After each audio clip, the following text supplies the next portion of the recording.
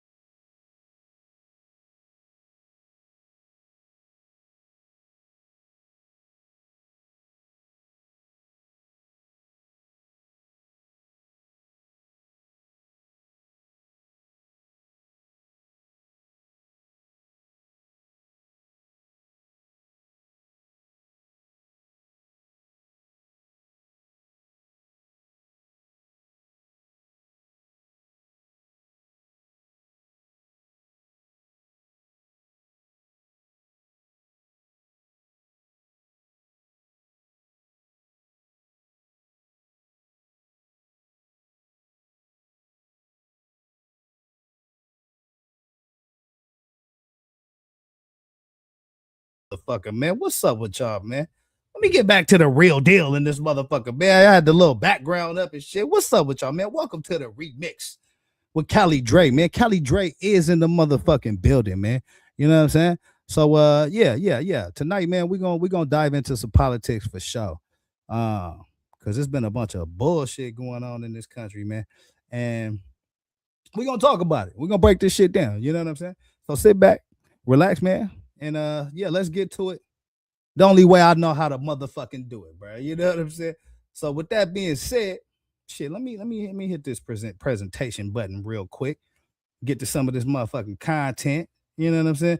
I gotta get my what's that? The background noises and shit, man. I gotta start mixing some of that shit in, man. You know what I'm saying?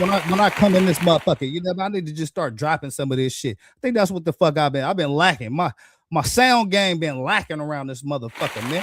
You know what I'm saying? Look, you know what I mean? So I'm definitely finna throw some more of these sounds in there as I roll through this motherfucker, man. But in the meantime, in between time right now, man, I'm gonna get to some of these stories because it's a bunch of shit that I want to cover. You know what I mean? Let me stop hitting that pause, man.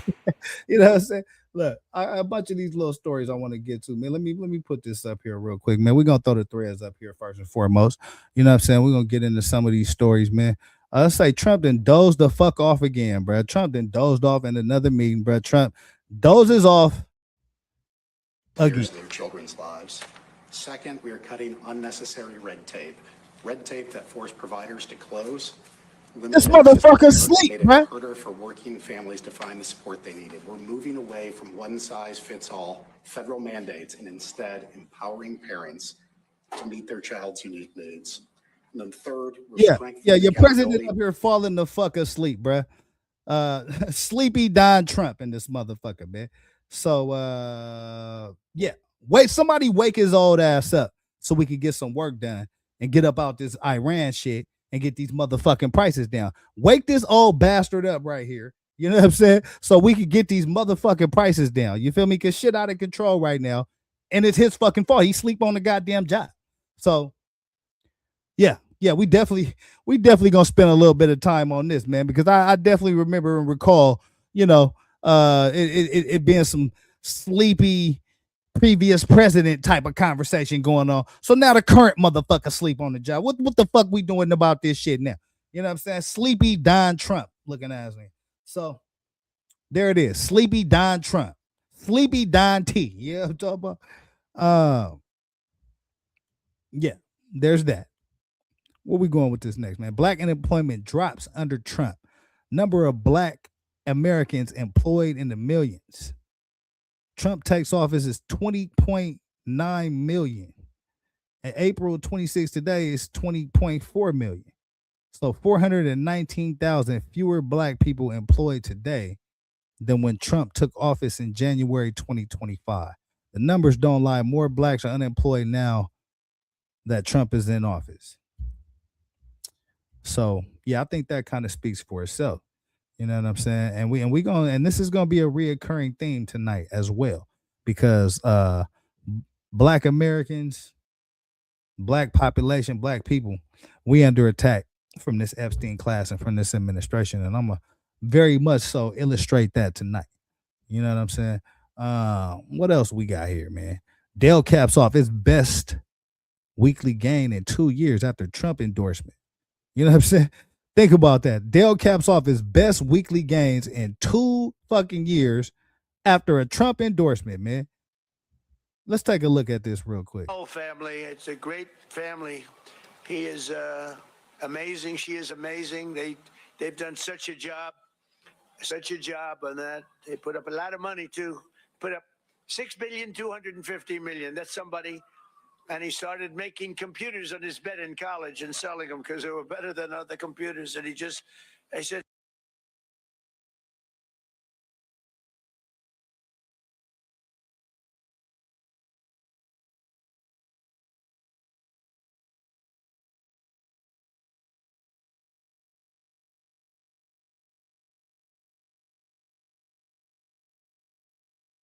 bring prices down starting on day one, and we will make America affordable again. We'll bring energy. Oh shit, I was muted, bro. Y'all didn't even hear what the fuck I was saying, bro. Listen, I just gave y'all the best goddamn commentary that there ever was, bro.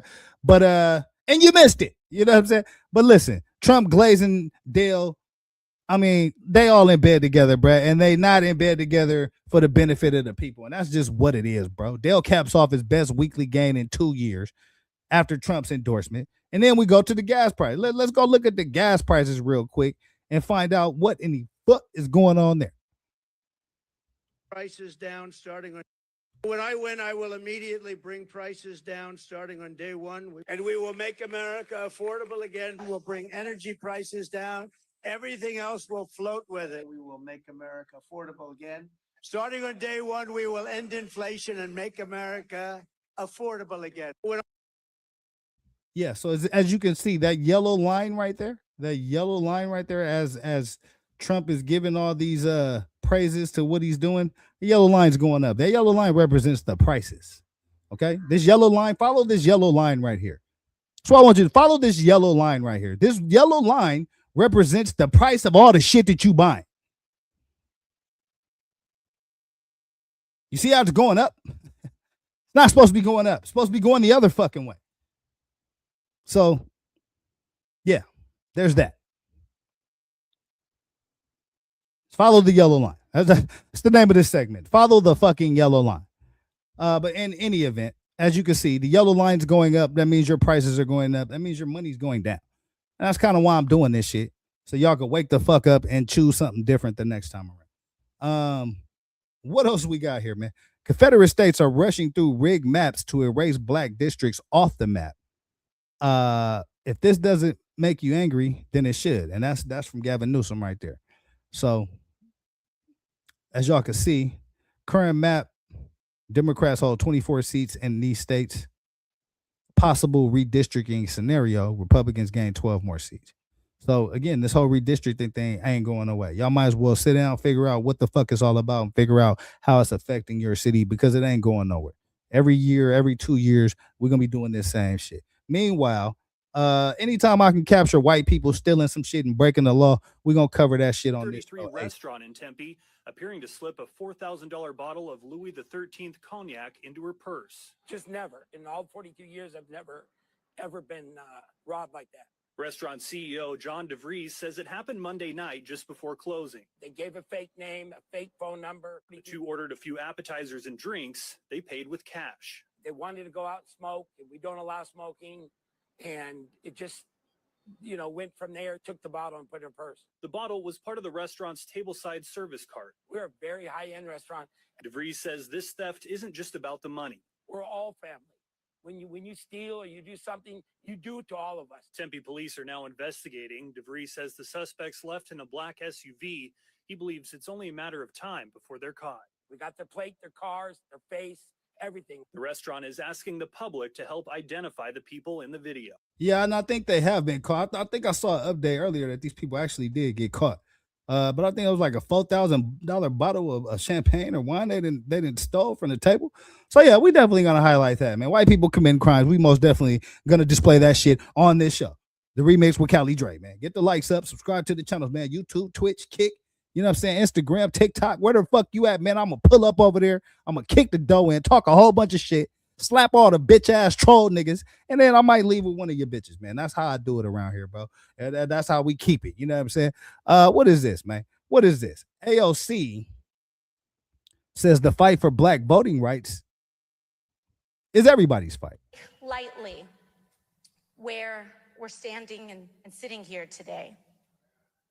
And I know how meaningful it is to be invited to be in community together. And I don't take lightly the peril that we are facing just 1 week after the Voting Rights Act was gutted. And in the days since, we have learned why the Voting Rights Act existed. As the maps in Tennessee and Louisiana, across this country, as the Supreme Court, to the Reverend's point in Virginia, overturned the maps 10-1, to literally draw Black Americans out of power. We are living in terrifying times, but we are people of faith.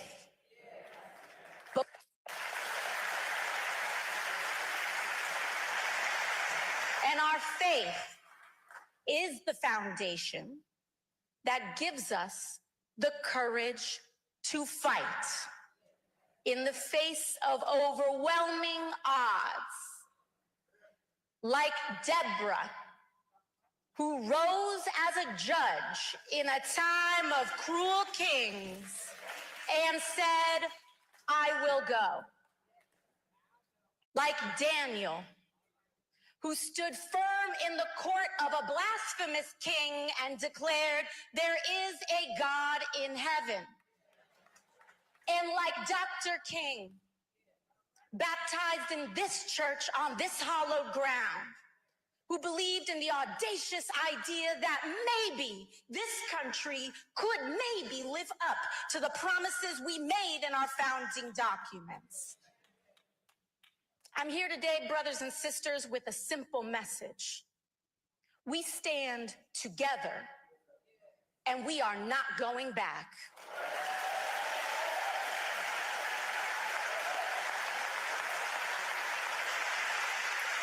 Because this is America. We are not divided by state. We are united by our humanity and common citizenship. Because no man can grant us our humanity. No law can erase it. No king, no system, and no president can strip it away, Ebenezer. Because it is not given by man, it is ordained by God. Thank you, Ebenezer Church, and happy Mother's Day. Yeah. So I thought that was pretty powerful, man. Most definitely agree with the message. The fight for black voting rights is most definitely everybody's fight. And that's actually, you know what I'm saying? I'm gonna go big screen with this because there's a lot of things in this country, a lot of motherfuckers that don't appreciate what black America has put into this big ass. You know what I'm saying? And I think that shit goes very much unnoticed and unappreciated around this motherfucker. And I, for one, have a problem with it. And so we most definitely gonna address that as well because a lot of these other cultures, I'll say, do not give black people their just due for even allowing, you know, our struggle made it easier for you. Don't ever forget that. The black struggle made it easier for all minority groups in this country. So I want that to be a part of the calculation when you're deciding, you know, should you hire that black person or should you, you know, show some opportunity or, you know, provide a break or something like that to a black person because again, our struggle opened the doors for all cultures to have a lot more rights than they would have had we not taken the ass whoopings, the ridicule, the disrespect, the humiliation that we took. And so I stand on that. And anybody wants to challenge me on that, you're more than welcome to come on this show. The door is open. You know what I'm saying? But that's the reality of life, man. That's what history tells me. And you know, it's probably what it's telling you. You just don't want to admit it for some reason. And that's fine. You know what I'm saying? But it's part of the reason I'm doing this show tonight is we're gonna highlight the black struggle most definitely today. Most definitely today. Uh and let's let Reverend Warnock expand on that as he breaks down the modern Jim Crow tactics that they're gonna be using on your ass The protections of Section 5. this November. States that used to play old games, they're playing new games. They're 21st century Jim Crow tactics in new clothes. Moving voter polls, closing polls in black and brown communities. The data shows that black and brown people spend much longer time in longer lines, purging people literally showing up and not knowing that their names have been purged from the rolls. And the data shows that this disproportionately impacts black and brown citizens. And now, as a result of the decision this week, they're saying that even when you show up, we have given the green light so that politicians can play games with the lines, so that even when you overcome those barriers and show up, your voices will be muted. Yeah, and I think that's an exact you know, summary of what's going on, man. And I would advise you guys to take heed to that information. Suspect catches fire while trying to break into a weed shop in Detroit after surveillance video shows a Jeep crashing into a cannabis store. Video from inside shows suspects pouring liquid on the floor before igniting the liquid, catching one of them on fire in the process. According to the sheriff's office, when officials arrived at the building, they found a maroon Jeep Cherokee partially parked inside of the business and the fire sprinklers on. After one of the suspects in the video was caught on fire, suspects were seen outside of the shop running away. According to the sheriff's office, the Jeep was reported stolen out of Detroit. So far, details are still emerging about this. We will keep you guys updated. Was it ever that serious?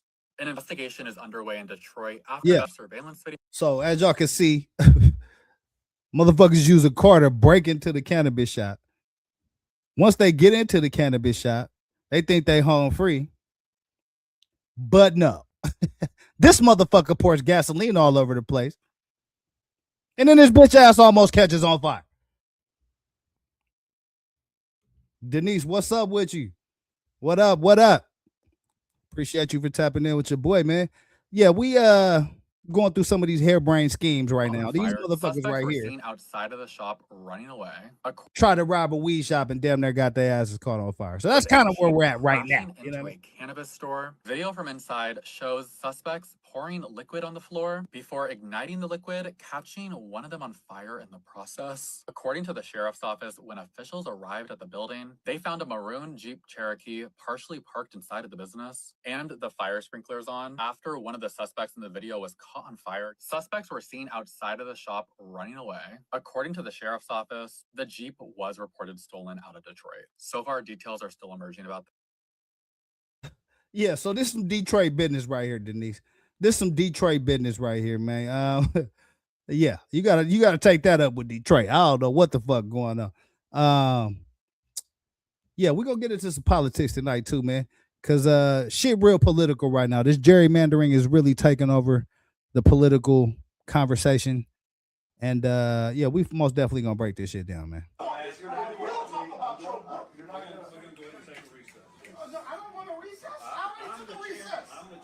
You are no different than a senator than I am. And you are no different than a... Put my microphone back on. My microphone, he's suggesting he's not racist. I said we take a look at his work. You're out of line. So this is in the state senate chamber. Racism accusations being heralded. Mike's getting cut off. Gerrymandering in full effect.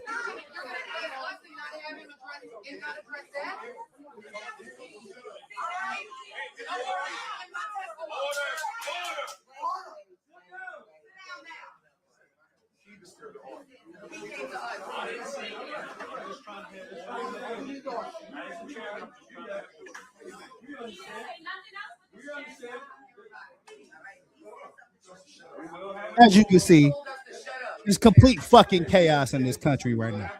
Government chambers, the streets, all over the goddamn place. People are at unrest because there's a lot of shit going on that we didn't ask for one. And for two, it's gonna fuck up our lives if you know what's coming. So yeah, man. Let's continue to tap in with this shit. Trump sued for firing the most black officials in government. President Trump has been purging black officials in independent agencies at a higher rate than anyone else, new lawsuit says. So, to all my black MAGA Trump supporters, what you think about this shit? I just showed y'all the numbers in a previous clip where it's about 419,000 black people that have lost their jobs since Trump took office. So, is that what Make America Great Again is looking like? Black people losing their motherfucking jobs and being out on the streets? Pure fucking chaos. Pure chaos. Most definitely. But you know what chaos does? Chaos allows a thief to steal in broad daylight. Denise, that's what chaos does. Chaos allows a thief, a con man, to put his hand in the cookie jar and steal all the money without nobody looking. So that's kind of what that's all about. You know what I'm saying? Where we going with this shit next? Matter on concerted targeting of black Americans. Let's take a look at this right here real quick. 16 months into what has been from day one a concerted and intense targeting of black Americans, specifically by this president and by this administration. On his first full day in office, he proclaims war on diversity efforts, not only in government, but in any institution in the country over which he can exert leverage, everything from schools and universities to law firms to private businesses of every stripe. He then immediately started firing some of the highest profile black public officials in the whole U.S. government, seemingly regardless of any other thing about them. I mean, right away, we get the firing of the chairman of the Joint Chiefs of Staff, Charles C.Q. Brown. We get the firing of the Librarian of Congress, Carla Hayden. And then it's Gwynne Wilcox from the National Labor Relations Board. And then it's Robert Primus, the chair of the Surface Transportation Board. And then it's Alvin Brown from the NTSB. And then it's Peggy Carr, the head of the National Center for Education Statistics. And then it's Willie Phillips from FERC, from the Federal Energy Regulatory Commission. And then it's Lisa Cook from the Federal Reserve Board of Governors, and on and on and on. When Trump and his top political donor, Elon Musk, then started just lopping off huge swaths of the federal government to disastrous practical effect, the largest and most egregious cuts targeted federal agencies that employed a disproportionate number of Black employees. Reporter Erica Green wrote about this a few months ago for The Times, noting that nothing had moved backwards in the federal government for Black Americans this quickly or this far in over 100 years. Since Woodrow Wilson came in 1912 and resegregated the federal workforce. Quote, Black employees were fired or demoted to lower level jobs, relegated to separate and inferior lunchrooms and other facilities, and accused of making white women feel unsafe. Those who remained were humiliated. A Black worker in the Postal Service was surrounded by screens so white workers would not have to look at him. Another employee had a cage built around him to separate him from his white counterparts. A clerk in the Treasury Secretary's office was assigned to rewrite all correspondence to address Black employees by their first names, the way Trump addressed the Librarian of Congress, Carla Hayden, by her first name when he crowed publicly about firing her for no reason. In the year of our Lord, 2025, and now 2026, this president and this administration is not just inheriting that history from the Wilson administration, it's furthering it in its own ways. Yeah, and there you fucking have it right there, bruh. There you fucking have it. Rachel Maddow just broke down for y'all that Trump has a concerted targeting of Black Americans. And again, that's what this whole show is about to be themed about. Black people in trouble. You know what I'm saying? Niggas that look like you and me in trouble in this motherfucker, bro. Nah, do I want to cover that? Nah, I don't want to look at that. Where else do I want to go with this shit, man? Just some quick stats real quick. U.S. schools face a crisis. The number of children enrolling in schools has dropped. So motherfuckers is getting dumber out there. I used to believe the children were the future. These motherfuckers ain't even going to school. So the future's looking fucked up right now. I'm trying to tell y'all. What else we got? What else we got? Oh, they're trying to throw out election ballots. Let's look at this real quick. And says the map that you have is unconstitutional, so we don't have a map under which our voters can vote on. This country has held elections during the Civil War, during 2 world wars. Elections still went on. We're going to have an election, and we're actually going to have an election on election day. But voting was already happening. As we sit here right now, more than 45,000 ballots have been returned. What happens to those? Oh, those ballots are discarded, and those voters will vote again in November. You say that like it's not a big deal. Well, it's not a big deal. It's not my fault. Go if anybody has a grievance, take it to the United States Supreme Court. Yeah, another racist Republican passing the motherfucking buck. It says Republican governor says it's not a big deal that he is throwing out 45,000 ballots. Let me know in the comments, man, if y'all think that's a big deal. I think that's a huge fucking deal because a lot of these smaller elections are won by a couple thousand votes here or there. So 45,000 votes most definitely is a big fucking deal. It's not the people getting dumber. It's just not white people's clown. Yeah, most definitely a clown. Yeah, so this is a circus we watching, Denise. This is a circus. We are at the circus. Y'all done fucked around, and now we finding out. And that's just what we got to understand about what's going on. Continue to watch this show, and I'm gonna break this shit down for y'all even further, man. I'm gonna show y'all in this show. This show is dedicated to Black politics for the most part, and we're gonna cover how Black people is getting railroaded than a bitch right now. What else did what is this? Prices since Trump took office. Everything is going up, but your paycheck ain't, man. Fuel up 44%. Orange juice up 25%. Gas up 18%. Coffee up 18%. Motherfucking ground beef. I can't even make no burgers. They up 17%. Don't try to get on a goddamn airplane. That shit up 15%. You get the Marlboros and them Newports and them Camels and them Cools. Yeah, they up too. Yeah. Going to the, don't get hurt. You take your ass get hurt. Hospital services is up. If your car break down, auto repair shit is up. Oh, you don't drink alcohol? Cool. The non-alcoholic drinks is up. You want to turn your goddamn lights on to watch this motherfucking show? Electricity up. Yeah, electricity up for sure. Oh, take your girl out on a date. You want to take your girl out on a date? No, prices is going up, my guy. So at the end of the day, is this what making America great again looks like? 47 said they need more white people. Yeah, a lot of them probably feel that way. However, I just want to point this to you. There's a lot of white people in power right now. And what are they doing to you? And what are they doing to this motherfucking economy? So I'll just leave it at that. Where we want to go with this next, man.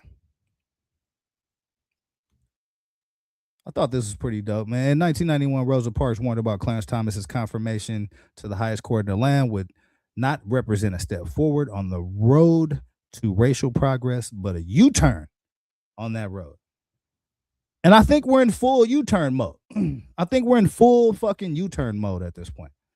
And the reason why I say that is because America's national debt is now bigger than the entire economy for the first time since World War II. I'm about stats and facts, man. You know what I'm saying? That's how I formulate my decisions. And so, I mean, shit's pretty simple.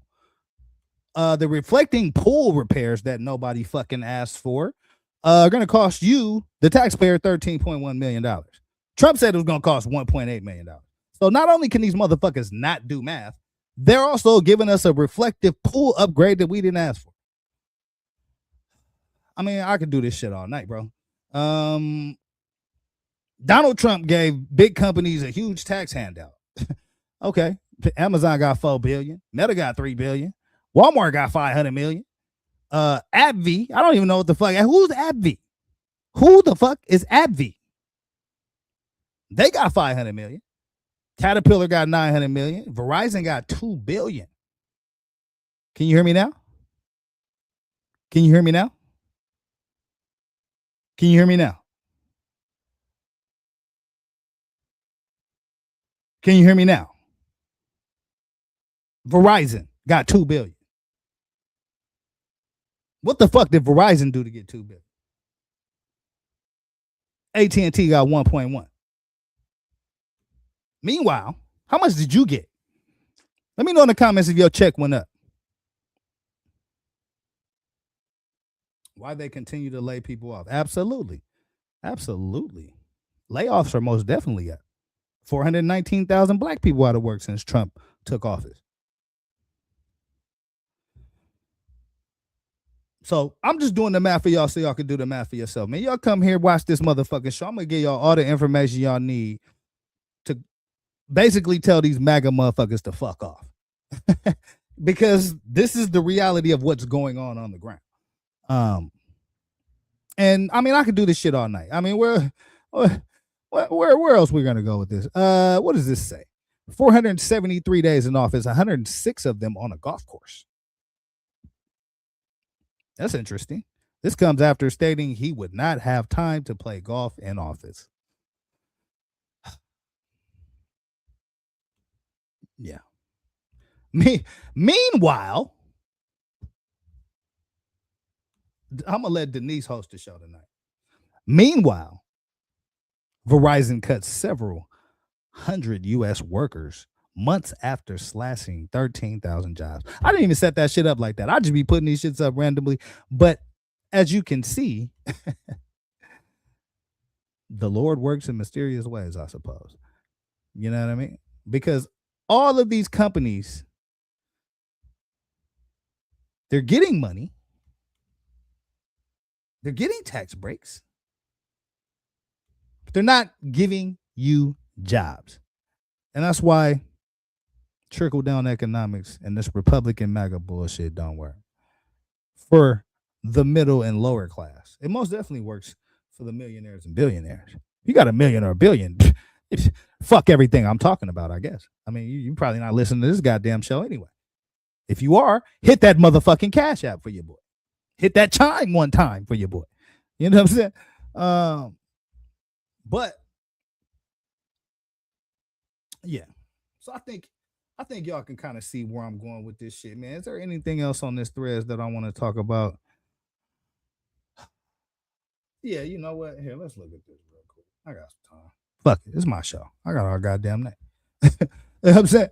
It was gas price. This drivers frustrated. Some Bay Area gas stations charging nearly $8 a gallon.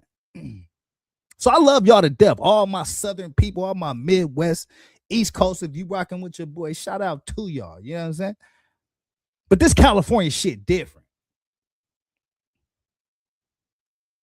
This California shit different. That's what I be trying to explain to niggas, man.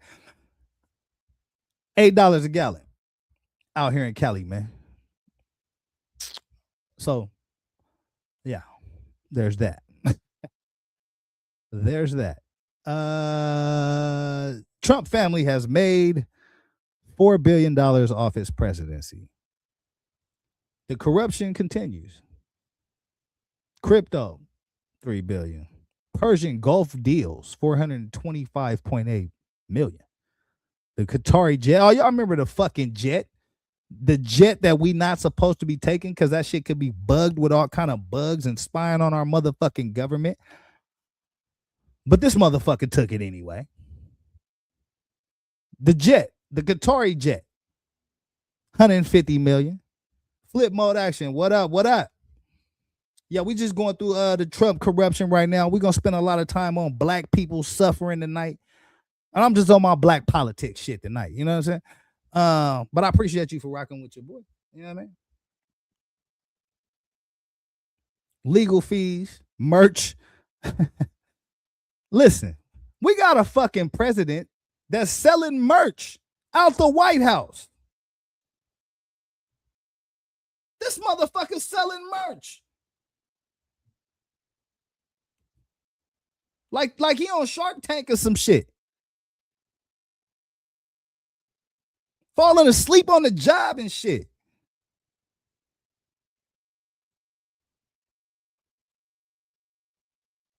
I don't think y'all feel where I'm coming from, man.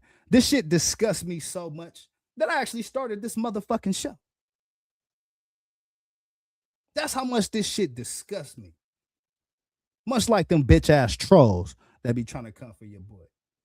You know what I'm saying? But I got something lined up for them too. Please believe.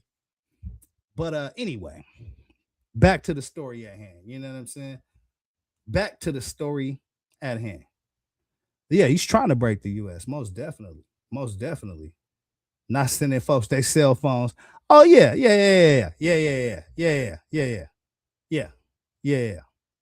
That's a fact. That's a fact. Corporate deals, they made $91 million. Hanoi Hotel, they made $40 million. True Social, $25 million. Don Jr. peanut head ass, $19.6 million. Unprecedented kleptocracy. I think that means corruption. We're just going to say corruption. We're going to say stealing from motherfuckers. Making money on a job where you ain't supposed to be making no goddamn money. So, yeah. Yeah, man. Listen, I try to make this shit humorous. You know what I mean? I try to make it presentable, but this shit is hard. I'm laughing to keep from crying around this motherfucker, man. You know, because to me, this is important. When I hear that the president's family made $4 billion when this same president was trying to withhold benefits from needy people at Thanksgiving and going to the Supreme Court to fight and battle that. Right? I have a problem with that. You know, I have a problem with that. Is there anything else on this thread shit I want to talk about? Yeah. Oh, yeah. Let's look at this real quick. So this is the damage from the Supreme Court ruling, right? Says this is some shit Bernie Sanders dropped. Said the damage from the Supreme Court. I'm sorry, the damage from a reactionary Supreme Court. Citizens United allows billionaires to buy elections. Ending Roe versus Wade takes away a woman's right to control her body. Louisiana v. Callis strips voting rights away from Black Americans. Our rights are under attack.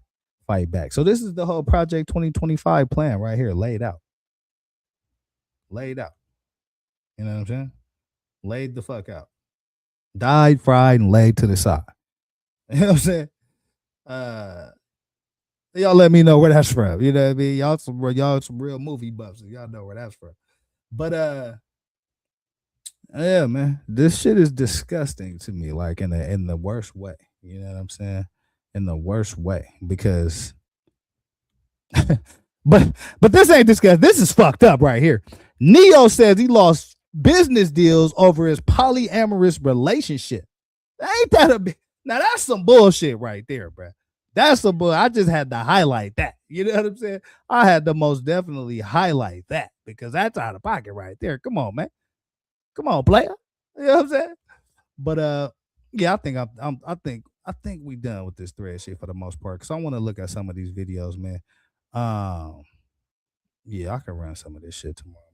We're gonna go watch some videos real quick. This the remix with Cali Dre, man. I appreciate y'all for tapping in with your boy, man. Subscribe to the channels, man. YouTube, Twitch, Kick, Instagram, TikTok, wherever y'all at, man. I'll pull up over in that motherfucker. We'll talk a bunch of shit, slap a couple trolls. Y'all know how the fuck I do, man. Where I want to go with this shit. Here, let's stop sharing that. Let me put this up on the screen, man. But yeah, we finna get into some black politics tonight, man. Kind of on my political shit tonight. Black people, these maps, it's all kind of shit they doing to try to keep us from advancing around this bitch. And it's about time we woke up about it. So I'm gonna dedicate a whole show to this shit so motherfuckers can put it on repeat, learn this shit, and figure out what they gonna do to stop it.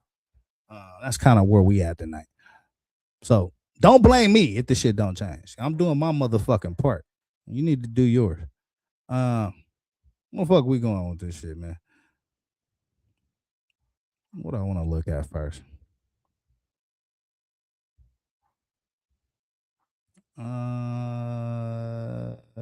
know what? I know exactly where we're going with this shit. Let's go right here, man. Let's go right here. Let's go right here. I mean, any one of these. They're all saying the same shit. They're all saying the same shit. But I mean, yeah, let's start here. Fuck it. Hit that like button, man. Subscribe to the channel. Shit finna get real deep We know tonight. exactly when witches are born.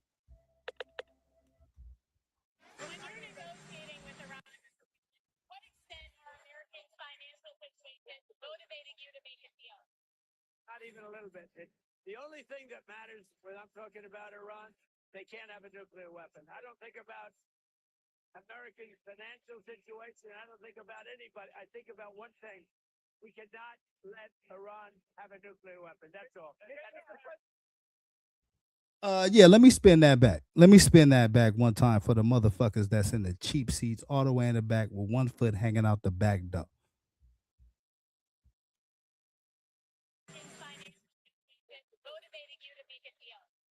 Not even a little bit. The only thing that matters when I'm talking about Iran, they can't have a nuclear weapon. I don't think about America's financial situation. I don't think about anybody. I think about one thing. We cannot let Iran have a nuclear weapon. That's all. That's the only thing that motivates. I don't think about Americans' financial situation. President Trump with that admission to a reporter yesterday. The comment came as he was leaving the White House, headed for his big summit with Chinese President Xi Jinping in Beijing. I mean, really, Willie, come on. Like, Democrats are now going, wait, is he a Is he paid saying that agent for openly? us? I mean, this is the nightmare of the American firsters who said, oh, we don't want to get involved in worry about us here at home. And all of the people told C. Gabbard that said, he will never get you into wars. He will worry about you. He will never do this. He will worry about you. J.D. Vance, the same. You can go down the list of everybody. You can go down the list of all of the talkers that said the same thing. And he literally is saying, I'm not worried about you. I don't even think about you. I'm worried about an endless war, which, by the way, the New York Times and others followed. We haven't, as the CIA analyst told me weeks ago, we're just like the numbers we're making up are just, they mean nothing. Iran is locked and loaded still. Yeah, and has missiles that can reach the Strait of Hormuz if it wants to. We're going to get into that reporting as well. But that clip we just played, that's clip and save for Democrats throughout this campaign season. He's been showing that he doesn't care about Americans' financial situations since the beginning of this war as gas prices and food prices have risen. Now he's just saying it out loud. I actually don't care. And I was thinking back, Joe, to like all those times where you had to interpret or spin a president being out of touch. George H.W. Bush misreading the grocery scanner or whatever. Exactly. And now you have a president just saying, I don't care about your financial situation.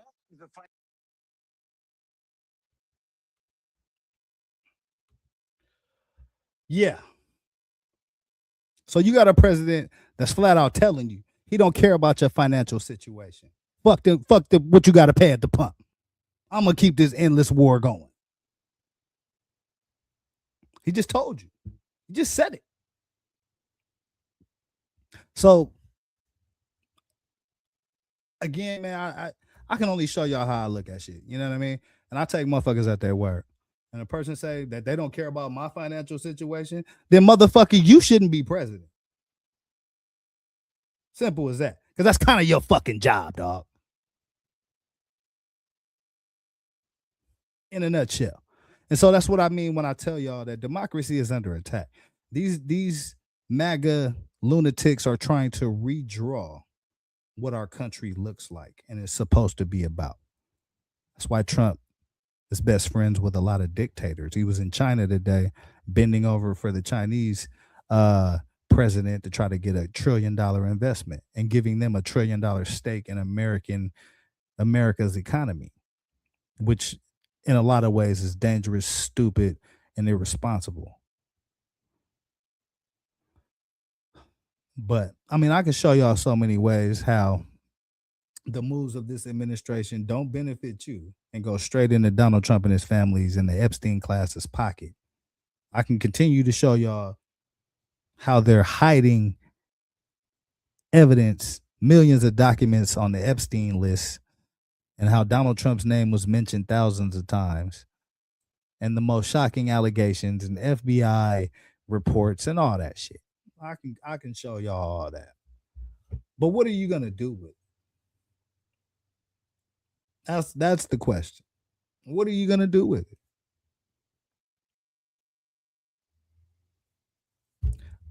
That's up for you to decide, man.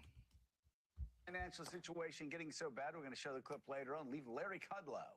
When you've lost Larry Kudlow, baby. And he's like, these are just horrible numbers. Inflation's going up. Jobless concerns are going up. Gas prices are going up. Healthcare is skyrocketing. Rent is skyrocketing. People's ability to afford their first home getting further out of reach than ever before. It's just the reality. It's just, this is how Americans live. And overall, we're going to show you polls. Like, man, this isn't Democrats saying it. It's not independent. It's everybody saying it, man. Like 70% of Americans, 75% of Americans say everything costs too much. We're in a terrible situation. And the president picks that day to go out there while he's worried about golden arches and he's worried about golden ballrooms. And we find out about this Trump gold phone scam, and he's worried about crypto and he's worried about their family making billions and billions of dollars. Goes and says, yeah, well, we're doing great, but we don't really care about how you and your family are doing. I've never run for office, but if I were to, and Yeah, I'm gonna try to slow down these statistics real quick because I think these are pretty similar to the statistics I just showed y'all. You know what I'm saying? This is the consumer. So these are actually consumer numbers saying that who did better on these issues. And so as you can see, Joe Biden's kind of kicking ass.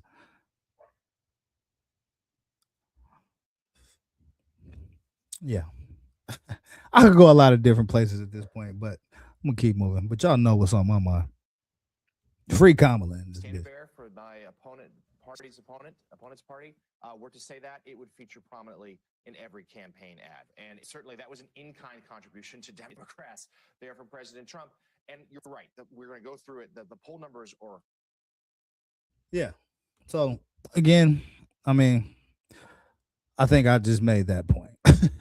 We gonna jump. Let's go somewhere. Let's see what some other motherfuckers is talking about. Where I want to go with this shit.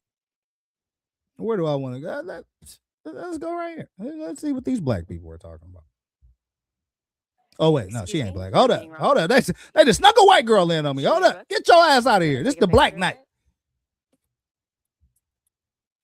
Hit that like button. Good evening. I'm Abby Phillip in New York. Tonight, it's spreading. A battle over redistricting that is playing out at the Supreme Court as Republicans and Democrats try to gain an edge in November's midterm elections. Today, the court's conservative majority cleared the way for Alabama to use a new congressional map that would eliminate a district currently held by a Black Democrat. The Supreme Court offered no explanation in its order, which tosses out a lower court decision that blocked the use of that 2023 map. But Justice Sonia Sotomayor joined the court's other two liberals and said that the order was inappropriate and that it will cause confusion as voters head into the polls in the next week's election. The decision hands yet another victory to Republicans just days after Virginia's Supreme Court struck down a measure that would have allowed Democrats to redraw congressional maps in their favor. Virginia Democrats are now asking the Supreme Court to reinstate that map. That seems like a bit of a Hail Mary pass there. So as y'all can see, so let me break this down, right? In case y'all don't know what gerrymandering is basically drawing the district lines of who gets to vote where, right? And so there are certain majority Black districts in the South that they're trying to break up, right? They've been consolidated. They've been able to nominate a candidate that was probably, good for the Black interest in that region or what have you. And now with this, these Supreme Court rulings have allowed the state governments to redraw those lines and break up those districts, further disenfranchising Black people and creating an advantage for white supremacy. And that's where the fuck we're at, people. I mean, that's what it is. And so that's why you see a lot of uprising in Tennessee and in Alabama and Louisiana and a lot of these state houses, because these people now understand that their rights are under attack. Just like your rights are under attack. So that's the importance of the redistricting battle, which is it determines how many seats get to government, how many seats get the power. On the part of Virginia Democrats. But the broader issue is that, especially when you look at what's happening in Alabama, there's already voting underway in that state. They are planning to toss out that map, go with a new map that favors Republicans, eliminates a Black district. And then you have the President Trump, sending a message to South Carolina, your home state, Bakari, saying the South Carolina State Senate has a big vote tomorrow on redistricting. He says Republicans. Yeah. So as y'all can see, man, we ain't finna go through all this shit. As y'all can see, the South, they're trying to redraw in favor of white supremacy, breaking up Black districts at an alarming rate. Still waiting on Democrats to match energy. Yeah. You know what I mean? There's a lot more to be done. Most definitely. My damn home state of LA. Oh, Louisiana, shake my head. Oh, yeah, we finna spin to Louisiana, bro. We finna spin right to the book. Please believe that.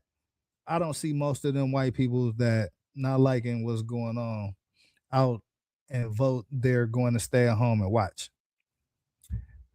Well, the ones that's not liking what's going on, I don't know. You know what I mean? Because everybody's affected by gas prices. You know what I mean? Everybody's got to go fill that shit up to go wherever the fuck they trying to go.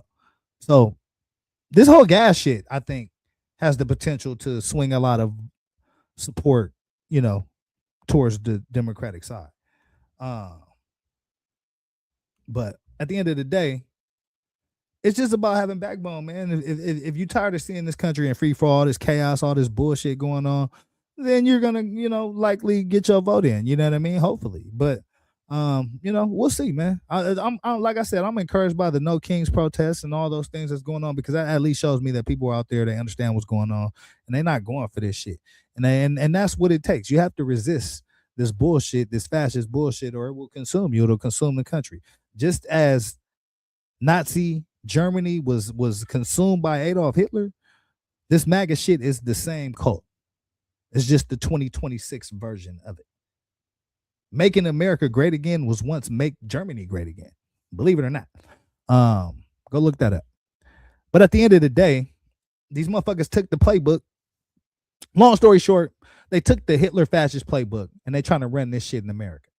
And that's what they doing. That's what it is. That's why Trump's friends with a lot of dictators. That's why they're always bending over to dictators, getting them over here.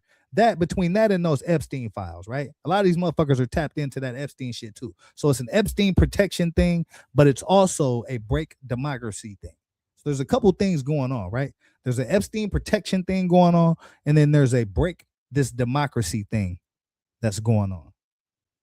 And we got a hell of a fight on our hands on both of them. And they're actually related. If you get them Epstein files out, you can solve the break democracy thing, because all the bitch ass niggas is trying to break democracy are involved in the Epstein file. So they go hand in hand. You know what I'm saying? But we gonna jump. We finna spin to Louisiana right now. You know what I mean? We finna spin to the boot right now, because the boot was on fire today. And I definitely gotta put this on the screen and represent for those that's representing for me out there, man. So let's get it. The MAGA party is the last breath of the Confederacy. I want to show you this video and two others that are really powerful from Louisiana. Louisiana, it looks like, is about to be the next state to redistrict. It joins a list of Republican states that, without asking, the people, without the consent of the people, rushing through new maps at the request of Donald J. Trump to get more seats in Congress, because he's so unpopular, and that's the only way he can win, to do something so anti-democratic. And while, we saw this originally with Donald Trump asking Texas to redistrict, and then we went from like Texas to Florida to Missouri, now we have states like Tennessee and Louisiana just, also doing this, but while they're doing it, ripping apart Black representation in these states. Louisiana, the map that is current. Yeah. So this video says Louisiana man humiliates MAGA officials in a viral takedown. The MAGA party is the last breath of the Confederacy. So hopefully y'all know what the Confederacy is. Just a good old boy. Yeah. Yeah, all that shit that's going on in the backwoods of every southern state in this motherfucking country. Shit, there's a couple of them in California too. I ain't gonna even front. But yeah, that Confederacy shit. The motherfuckers that lost the war, but don't want to ever admit that they lost the war. Yeah, them motherfuckers. So this MAGA party is the last breath of the losing Confederacy, which is very true. And I'm gonna tell y'all how that's true. You go to pull up at a Trump rally where there aren't Proud Boys and what do they call them other motherfuckers? All them racist motherfucking groups. Y'all know the names of them. Go to a MAGA rally and it ain't none of them motherfuckers out there. Okay.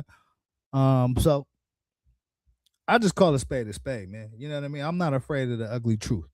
I'm trying to confront it, whoop his ass, and get past it and get on to the next day. And that's why I do this shit, because I'm just not afraid.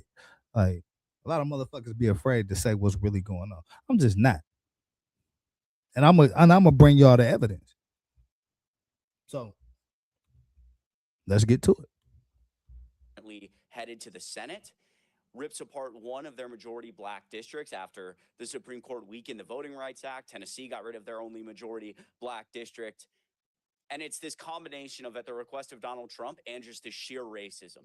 And these three videos are so powerful. There's been several rounds of public consideration. The public can come in and testify, essentially, to the redistricting committee, to the Republicans doing this. And again, These 3 videos are really powerful. Let's start with this one, and then we're going to move to this 16-year-old kid who is so impressive. And then to this individual, Gary Chambers Jr., who is a known activist. These are all so powerful. Let's start with this one. Before we do, it'd mean a lot if you go right down below, hit like and subscribe. Really helps me out.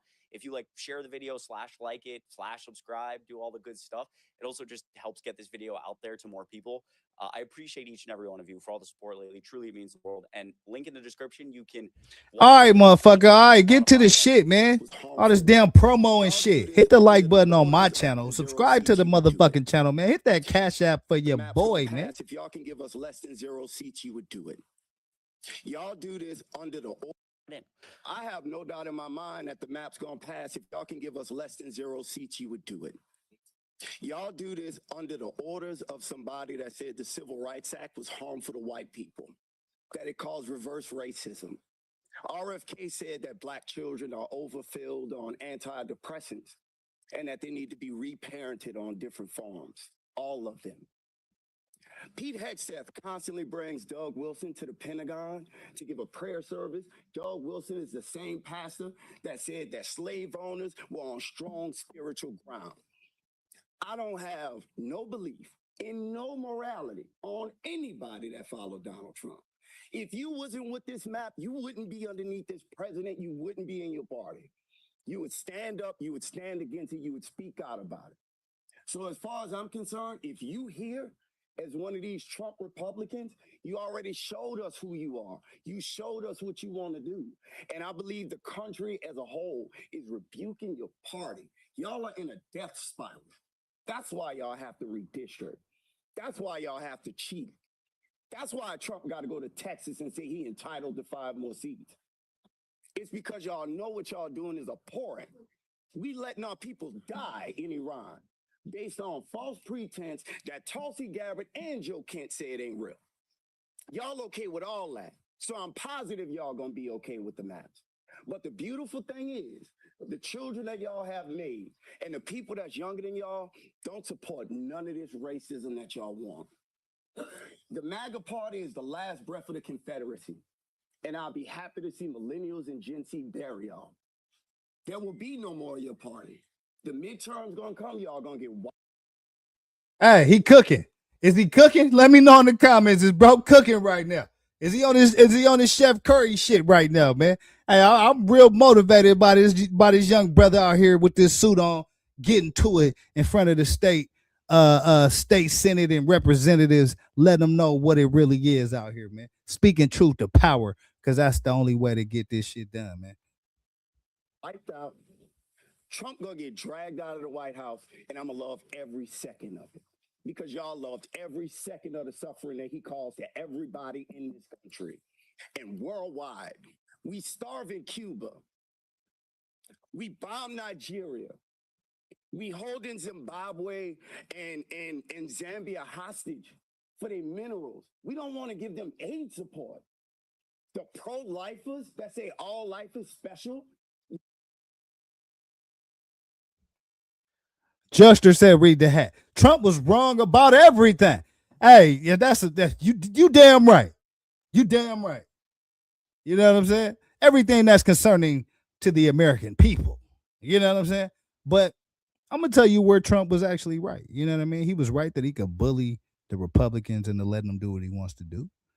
He was right that he could grift and get over on his supporters of millions of dollars, i.e. those phones. So he was right on a few things that, like any con man, you know your mark, but he's conning the whole goddamn country. That's the problem. We're the fucking mark. Okay? So let's be clear about that shit. Hit the like button, man. Subscribe to the channel. Y'all letting kids die of AIDS. What part of your Bible say that? Point out the scripture. I think everybody would love to see it.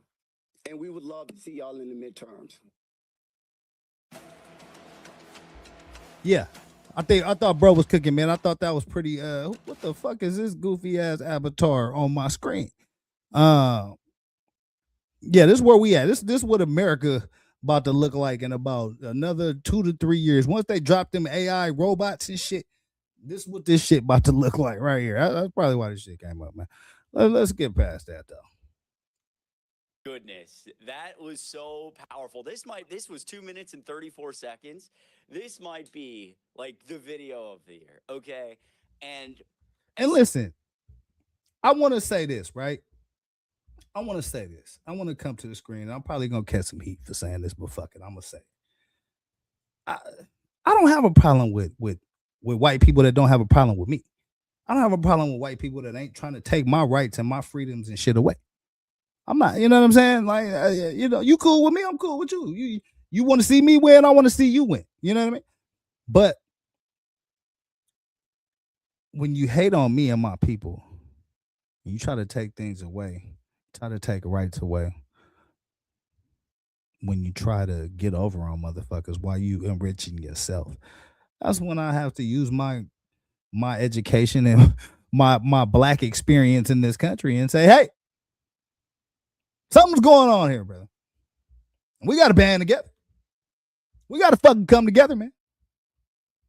So, yeah, live and let live. You know what I mean? I'm on some live and let live shit. This country's big enough for all of us. I mean, you go over there, I go over here. Fuck it. You do your thing, I do my thing. But when you start coming over here and you start, fucking around over here, then, that's a problem. That's a problem for me. So, like I said, it's a lot of people. The cat we getting this video from. Shout out to him. You know what I mean? He sound like he ain't with the shit. You know what I mean? So I don't ever want to be like, all white people. This all white. I'm not even that type of person. But I will most definitely point my conversation to where it's supposed to go. And you racist, goofy, MAGA motherfuckers know who I am, and y'all know what the fuck I'm talking about. So let's keep it moving. Let's see what else we got going on here. But I just wanted to point that out, man. Because I hear a lot of people, a lot of us are in different places of what we need to do, right? Some people think we need to vote. Some people think we need to not vote. Some people think we need to hit the streets. Some people think we need to go revolution style in this motherfucker. I think there's a time and place for all those things. The ones that I would concentrate on most would be the networking and the voting and being constructive, right? Because I don't think every white person wants the revolution like some of us seem to think, right? A lot of they're gonna benefit from all the shit they're gonna benefit from. Just like if I'm black, if the shit was tilted in my favor, I probably wouldn't say a whole lot to stop that shit either. So that's not the shit that I really even be upset about, bro. But it's more the outward shit, right? And the when you're doing something, you're gonna when you vote Donald Trump in because you don't want a black woman to be president. When you let a white man tell you that a black woman ain't black. Those are the kind of things that, those are the kind of things that kind of piss me off, man, because I feel like, our country most definitely believes that it's a lot of things, right? It believes that it's progressive and innovative and smart, but you got to really stand on that shit, man. You got to really do that shit. You got to really be about that shit. You know what I mean? And if you're not, then you're a fraud. And so I just don't like fraudulent shit. And I'm gonna elaborate on that a little bit more on some other topics. There's a lot of fraud troll ass niggas out here too. And I'm a shine a light on them bitch ass niggas as well along the way. But tonight ain't the night for that, man. I'm focusing on black problems tonight. So let's hear what this I believe he said bro was 16 years old. So I think he had some powerful statements as well, man. I want to check in with what he had to say. This Louisiana politics right here, man. They get into it over this gerrymandering shit. And we're going to break this shit down, man. We're going to break this shit down. Hit that like button. Subscribe to the channel. 16-year-old who came to testify in front of this committee. And this is really, really, really powerful. Take a listen. Mr. Josiah Hardy. Yes, sir. You don't have to answer this, but how old are you? 16 years old. I commend you for coming here today and having the courage to testify before this committee. Yes, sir. Thank you. Good afternoon, chairs and members of the committee. Thank you for the opportunity to speak today. My name is Josiah Hardy. I'm a sophomore at LSU Laboratory School.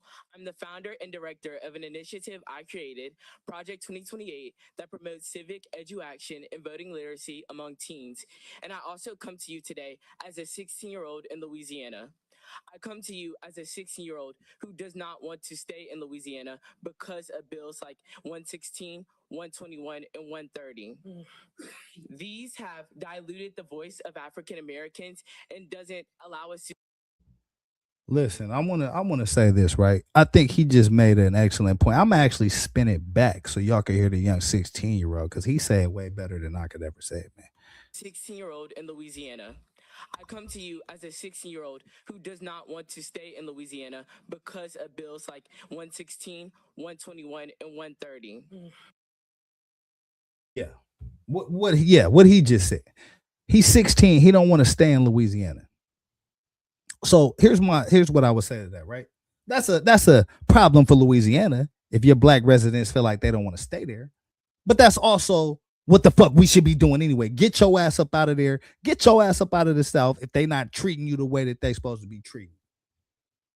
The West Coast is high as fuck, but you know what? I don't deal with no racism out this bitch. It's real sun shining every day, beautiful women walking around this motherfucker. It's gonna cost you a pretty penny to stay up out this bitch. But ain't nobody driving around with no Confederate flags and shit. And if they is, we done ran them motherfuckers off to the back mountains. And we'll jump dead on their ass if they ever come out here in the streets popping that shit. So I just feel like I always heard when I was growing up, the South, heavy black population, people doing this and doing that, coming up in the South, and that's cool. You know what I'm saying? If you coming up in the South, that's what's up, man. But I care about the quality of my life. And if I have opportunities that set up for me and to win, you know what I mean? And not, false opportunities, but real opportunities. Is there an active effort to try to take away my rights? Is there an active effort to try to make sure I don't win in this motherfucker, man? Because if that's what this place is all about, then I don't need to live in this place. And I've always felt like that. And that's why I kept my black ass out here in California and ain't really moved my ass to the South where I know I could win easily. You know what I'm saying? And pull up and do my 1-2 and be flourishing out that motherfucker. Even more than what I'm doing right now today. You feel me? But nah, I'm good off that shit. You know what I'm saying? I'm good off that shit. What I see when I look at the South is a concerted effort to break down the black man and the black family. Oh yeah, we ain't got no state tax out here. Shit cheaper. That's cool. But to a certain extent, it's gonna be a lot harder for you in the long run because you're in a place that doesn't even want you to succeed in the first place. So, that's me. That's how I look at shit, right? And that's why I don't mind living in California.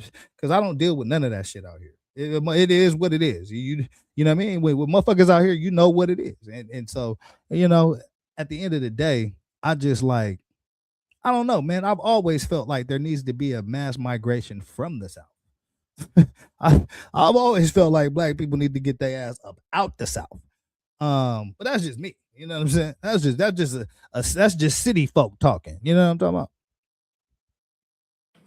These have diluted the voice of African Americans and doesn't allow us to see us in Congress.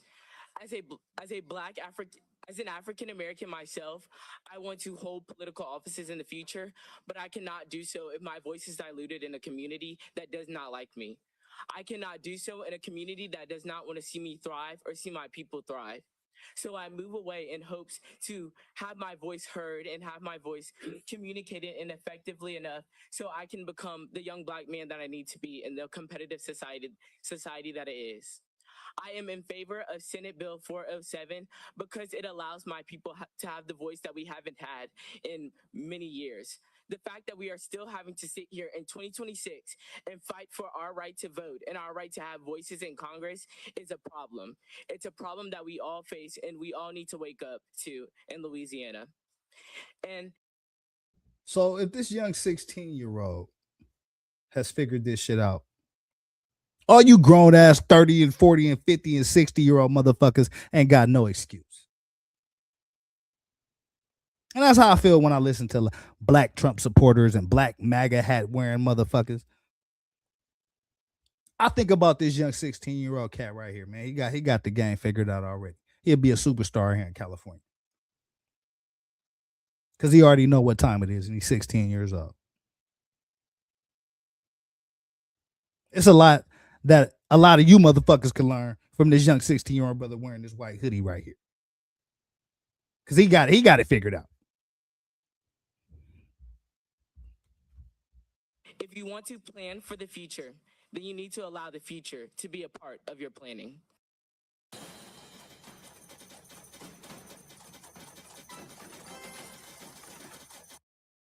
Thank you. Man, that was so good. So, like, again, if this Yeah. 16-year-old, a sophomore in high school, can come and testify to this committee, and he's starting organizations for, civic education, voting education, just education generally around our government and politics, like, are you registered to vote? Look, this white boy just said the same shit that I've been telling you motherfuckers. You know what I'm saying? This white boy just said the same shit. He wanted to say niggas. What are you niggas? Are you niggas registered to vote? But he can't say that. I can say it. You know what I'm saying? Are you niggas registered to vote? In this mother, hey, what up, Toya? You know what I'm saying? Hey, I appreciate you for tapping in with your boy. We on this black power politics shit tonight, man. Black people going through a whole bunch of shit, and we finna break this shit down, man. But even the white boy impressed, man. You know what I'm saying? Hey, listen. What's already understood don't got to be explained, man. Black people, we under attack. And so I'm going to drop that link in the chat. Now that we got Skull Gang Toy in here, I'm going to drop that link in the chat. Toy, if you want to come up here and narrate these politics, that's what we finna spend a whole bunch of motherfucking time on for this next segment of the show. So there go the link, man. You know what I'm saying? But black people, we're going to have to make some decisions about what direction we're trying to go in this country, man. And very, very quickly. Very quickly. Because the game don't wait. Let's tap in with Jasmine Crockett, man. Now we got Skull Gang Toy. We finna tap in with Jasmine Crockett in this motherfucker. Had a bunch of very pitched battles over the maps and gerrymandering, particularly around Black and Latino representation, and was the first state that just took the order from Donald Trump and in basically a day without any input from voters started this whole thing. What's your reaction to how this is playing out? Yeah, this is exactly what happens when democracies are in free fall. And that's exactly what we're experiencing. Listen, you and one another when I was a state representative and I was fleeing the state of Texas, and it was over maps then. By the time they were going after the new maps that we ran on in March, guess what? I had already been in litigation over the previous maps because they were problematic. And it was a Trump appointed justice who agreed that even what they were doing in this moment was racist. But 4 days before our filing deadline, that was when the Supreme Court decided to say, nope, we're not going to deal with this. It's too close to the filing deadline, and therefore we won't touch it. But we know that they've changed their tune as relates to, say, votes that have already been cast. We got Skull Gang Toya in the building. What's up, Toya? Hey, Kelly, can you hear me? Yeah, I can hear you. Man, I feel like this administration has really been really working Project 2025 like a motherfucker, man. And if you look at Project 2025 and their agenda, I think the last time I checked, they was like 79% complete, right? Yeah. And one thing in their agenda is to invoke martial law. And this whole time, Black people have been saying, we ain't going out there. We ain't participating in that bullshit because every time we get involved, motherfucking pepper spray get blasted. We getting shot with rubber bullets, but we did our part. So it's up to white America to fix this shit, right? By protesting and doing all that shit. But since everything else wasn't working, like everything else that they was trying to do to get us to get out there and march and protest for all these different injustices that was happening against other communities, we wasn't going. We wasn't doing that shit. But now y'all are directly attacking us with the gutting of the Voters' Right Act, the shit they Right. doing in Tennessee to the shit they doing in Louisiana. You know, all that shit that they got going on is directly it appears to directly affect us as black people and the voters and our ancestors that went out there and fought, died, got bit by dogs and sprayed by water hoses and all kinds of stuff. You know, this is something else to get us out there, I feel like. And real talk, I'm I'm ready to You go ready to the get your fuck off. protest on? You ready to hit the streets, Shorty? I'm ready to die about it. That's how I feel. Let's go. Like, Let's go. you know what That's I'm a fact. saying? I'm Like right there with you. That's a fact. y'all in my face, with the bullshit. So shit, what we waiting on? We got YNs unaliving each other. We got, young bitches that don't give a fuck. Like, okay, let's not give a fuck about the right thing, because right now Yeah. it's us against the government. You know what I mean? And Yeah. once we all collectively, every race, realize that it's us against the government, then we'll have a fighting chance. If everybody just look at it collectively, like, okay, they doing this to the black people, they did this to the Somalis, they done killed Callie J, they done unalive 2 white people in broad daylight. ICE did. You know what I mean? Every race of people have been affected by this administration. So when are we the people, black, white, Hispanic, or indifferent, when are we the people gonna get up and say, man, we fucking tired of this shit and we ready to die about it? Because this is Yeah. our livelihood. At the end of the day, we gonna starve to death or they gonna kill us, one of the two, you know? Listen, I've told Toya this for a little bit of time now, right? And I tell Toya, she know what I mean when I say this. Not on my motherfucking watch, bro. You know what I'm saying? This shit ain't gonna happen on my watch. You know what I Nah, mean? If I facts. gotta listen, yeah, I started this show to try to be constructive with how I'm trying to change the world, right? But should that plan go awry, you know what I'm saying? Front line I go. You know what I'm saying? It's just what it is, because that's how deeply I believe in what's going on. And I think Toya hit a home run in everything that she was saying. And shout out to Toya for coming to bless the channel tonight. We definitely appreciate it. You know Thank what I'm you for saying? having me, Kelly. Yeah, Not, you know what I mean? Yeah, go I'm ahead. glad I appreciate you, because without you, I wouldn't have been up here, brother. Yeah. Oh So yeah, I you already know. appreciate Shit, you. listen, I'm gonna be here. You know what I'm saying? I'm a pillar in this whole situation, because listen, I feel like you and I are able to explain what's going on to people so that it doesn't get overwhelming, right? That's what I try to do, right? I just try to break this shit down a Exactly. little bit each day. But tonight it's so much shit going on. I felt compelled to really spend a whole show on this shit and let people do what they're gonna do with it. But Right. yeah, this redistricting thing is most definitely affecting the black community, in the South as well, because that's where.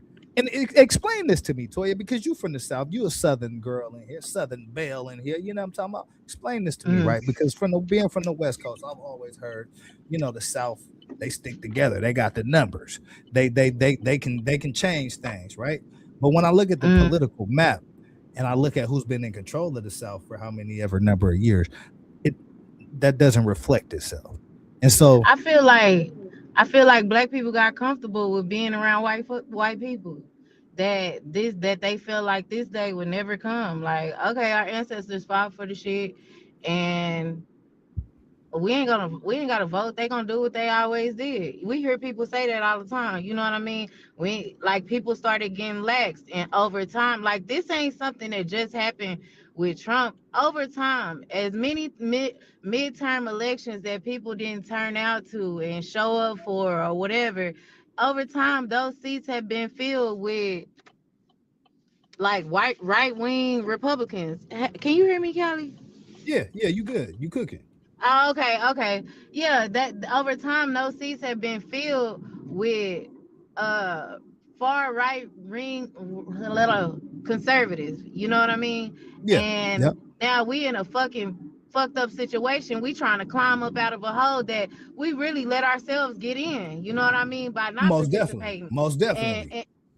and we did because we didn't know. You know what I mean? We really didn't know or were educated enough to to really participate and know what we was doing. You know what I Yeah. mean? Yeah, absolutely. We seen it. We seen an example of it with Obama, but nobody took heed. We all went out. I say this all the time. We all wanted to see that black man in office, right? But Yeah. then when it came back time for us to vote on the midterms, nobody went back out put the right people in Congress for him to be able to make those laws and change those laws for us. Everybody say he didn't do nothing for us, but we didn't go back in and put that Congress in place that he needed to be able to make those changes. You know what I mean? Yeah. So Denise said she I rocking think with you. She said, tell the truth. Toy, I stay on my family ass about getting out the vote for years. And now look. right now, look, I've been on. Ah, you just faded out on me, Toy. You just faded out. Skull Gang Toy in the building. You know what I'm saying? She'll tap back in when she get to a cell tower. You know what I mean? But in the meantime, in between time, y'all hear what she talking about, man. Y'all got to get out here and rock this vote, man. That's the only way we're gonna get to where we want to be in this country. Networking. And here's the thing, right? I'm gonna try to explain the importance of networking until Skull Gang Toy get back to us. You know what I mean? The power of networking, right? The power of networking. Here's the thing. Even in the civil rights movement, black people did not move the needle by themselves. They took the brunt of the ass whooping, most definitely. But as it progressed, in order for us to get the change that we eventually saw, right? A lot of other cultures and people had to pitch in and help and take the baton and run it to where it could go. You see what I'm saying? And that's the same mentality that I try to get people to understand. It's just like when I hear people saying, "Oh, this group or that group doesn't mess with me," or this or that. I mean, have you tried to go reach out to them? Have you tried to smoke a blunt with them? Have you invited a motherfucker to a barbecue? You know what I mean? Because if you haven't Right, done that, then you can't really say whether or not a motherfucker will fuck with you or not, right? I think right. people go off initial, oh, I felt like he was looking at me the wrong way or whatever, whatever. It may be something to that, it may not. But what I found is when you actually just chop it up with motherfuckers, you find out that you got a lot more shit in common than you thought.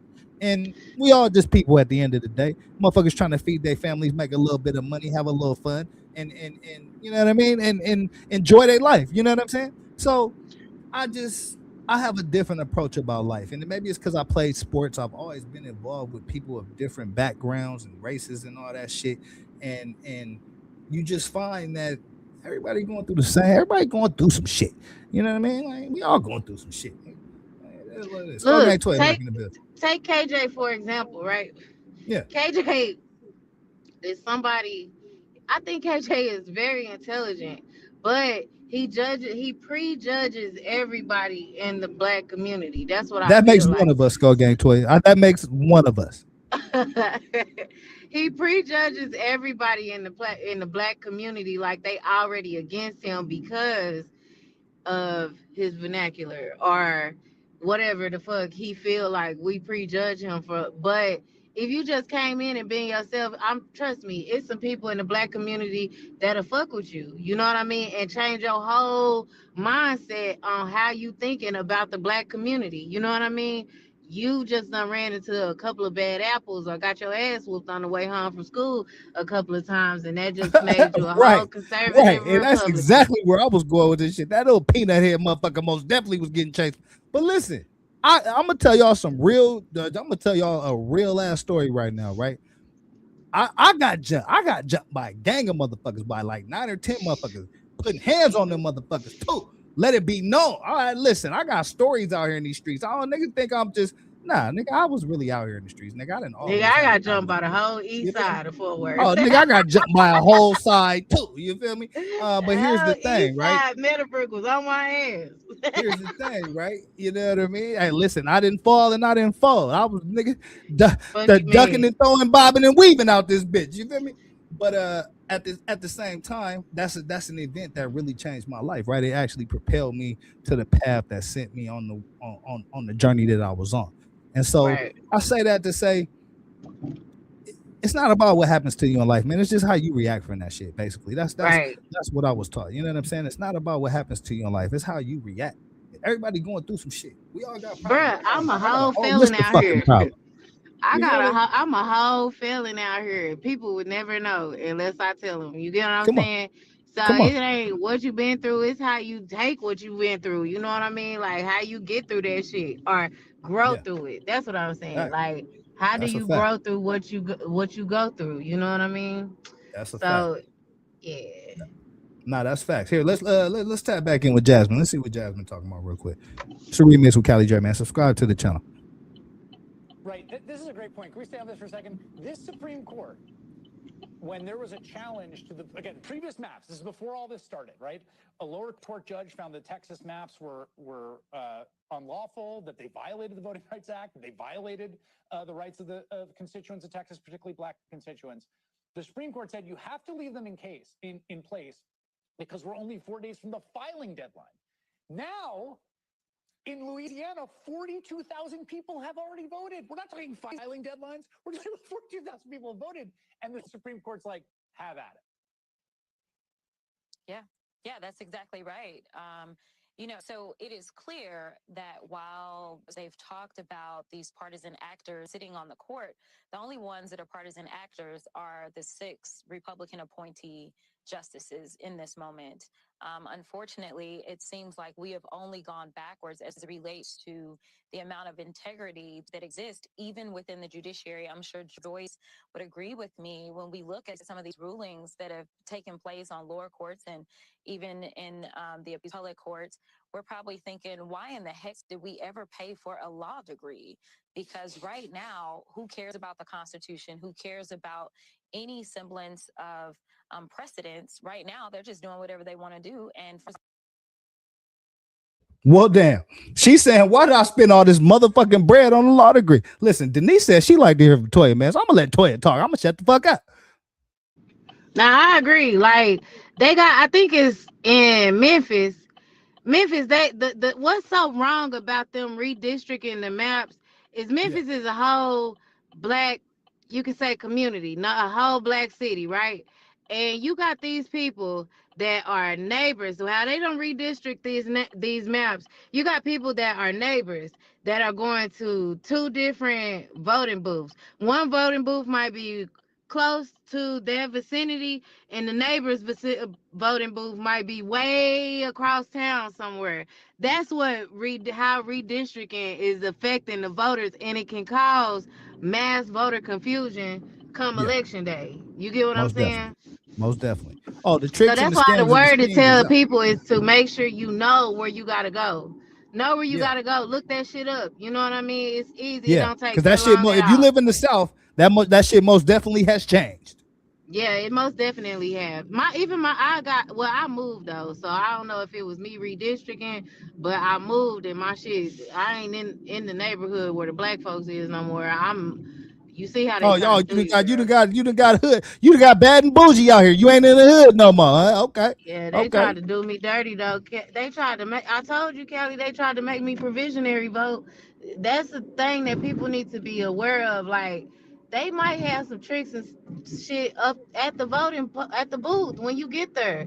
You know what I Yeah, mean? Cause they damn sure tried it on my ass. But I know what I know. You can't tell me nothing. You can't make me. You know what I mean? You can't tell me nothing. I checked before I came. You know. So, yeah. but I people see out just here in come just. California, we got a heavy like mail in joint, right? I mail in my shit all the time. I do mail in. Yeah. I don't even fuck around out there. You know what I mean? Nigga, my shit's symbolic, nigga. It's in the mail. It'll be there. So we you know what I'm saying? We run it kind of that way. We get a lot of mail in vote shit. I don't know how it is in other states, but I know in Cali, our mail in vote is pretty dependable, man. But yeah, I'll just do But it like while we like, that's the thing though. But while we sitting here arguing over colors and race, and they throw that race baiting shit out there, you know what I mean? They throw it out there and make like white people right now feel like they are not affected by the voting rights being gutted. But let me tell y'all something. Nothing in the Constitution says for colored people. The only thing that even remotely says anything about us is the descendants of slavery. That's it, the 14th Amendment. Everything Yeah, else says for the people. For the people. It's yeah, not and that's why just there had to nothing be says, amendments and bills of rights and all that stuff that was added yeah, to ensure that's why that exactly we that we get our had full some rights type and of are protection. represented fully in this country.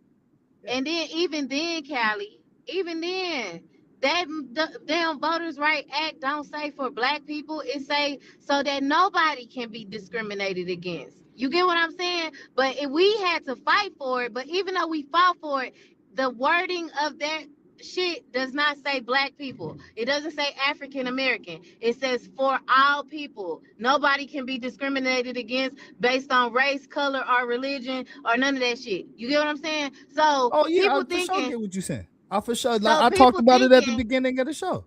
I talked oh, about so it. people thinking, I said, all other cultures need to put some respect on black people's names because we took the ass whooping so you could succeed in this country.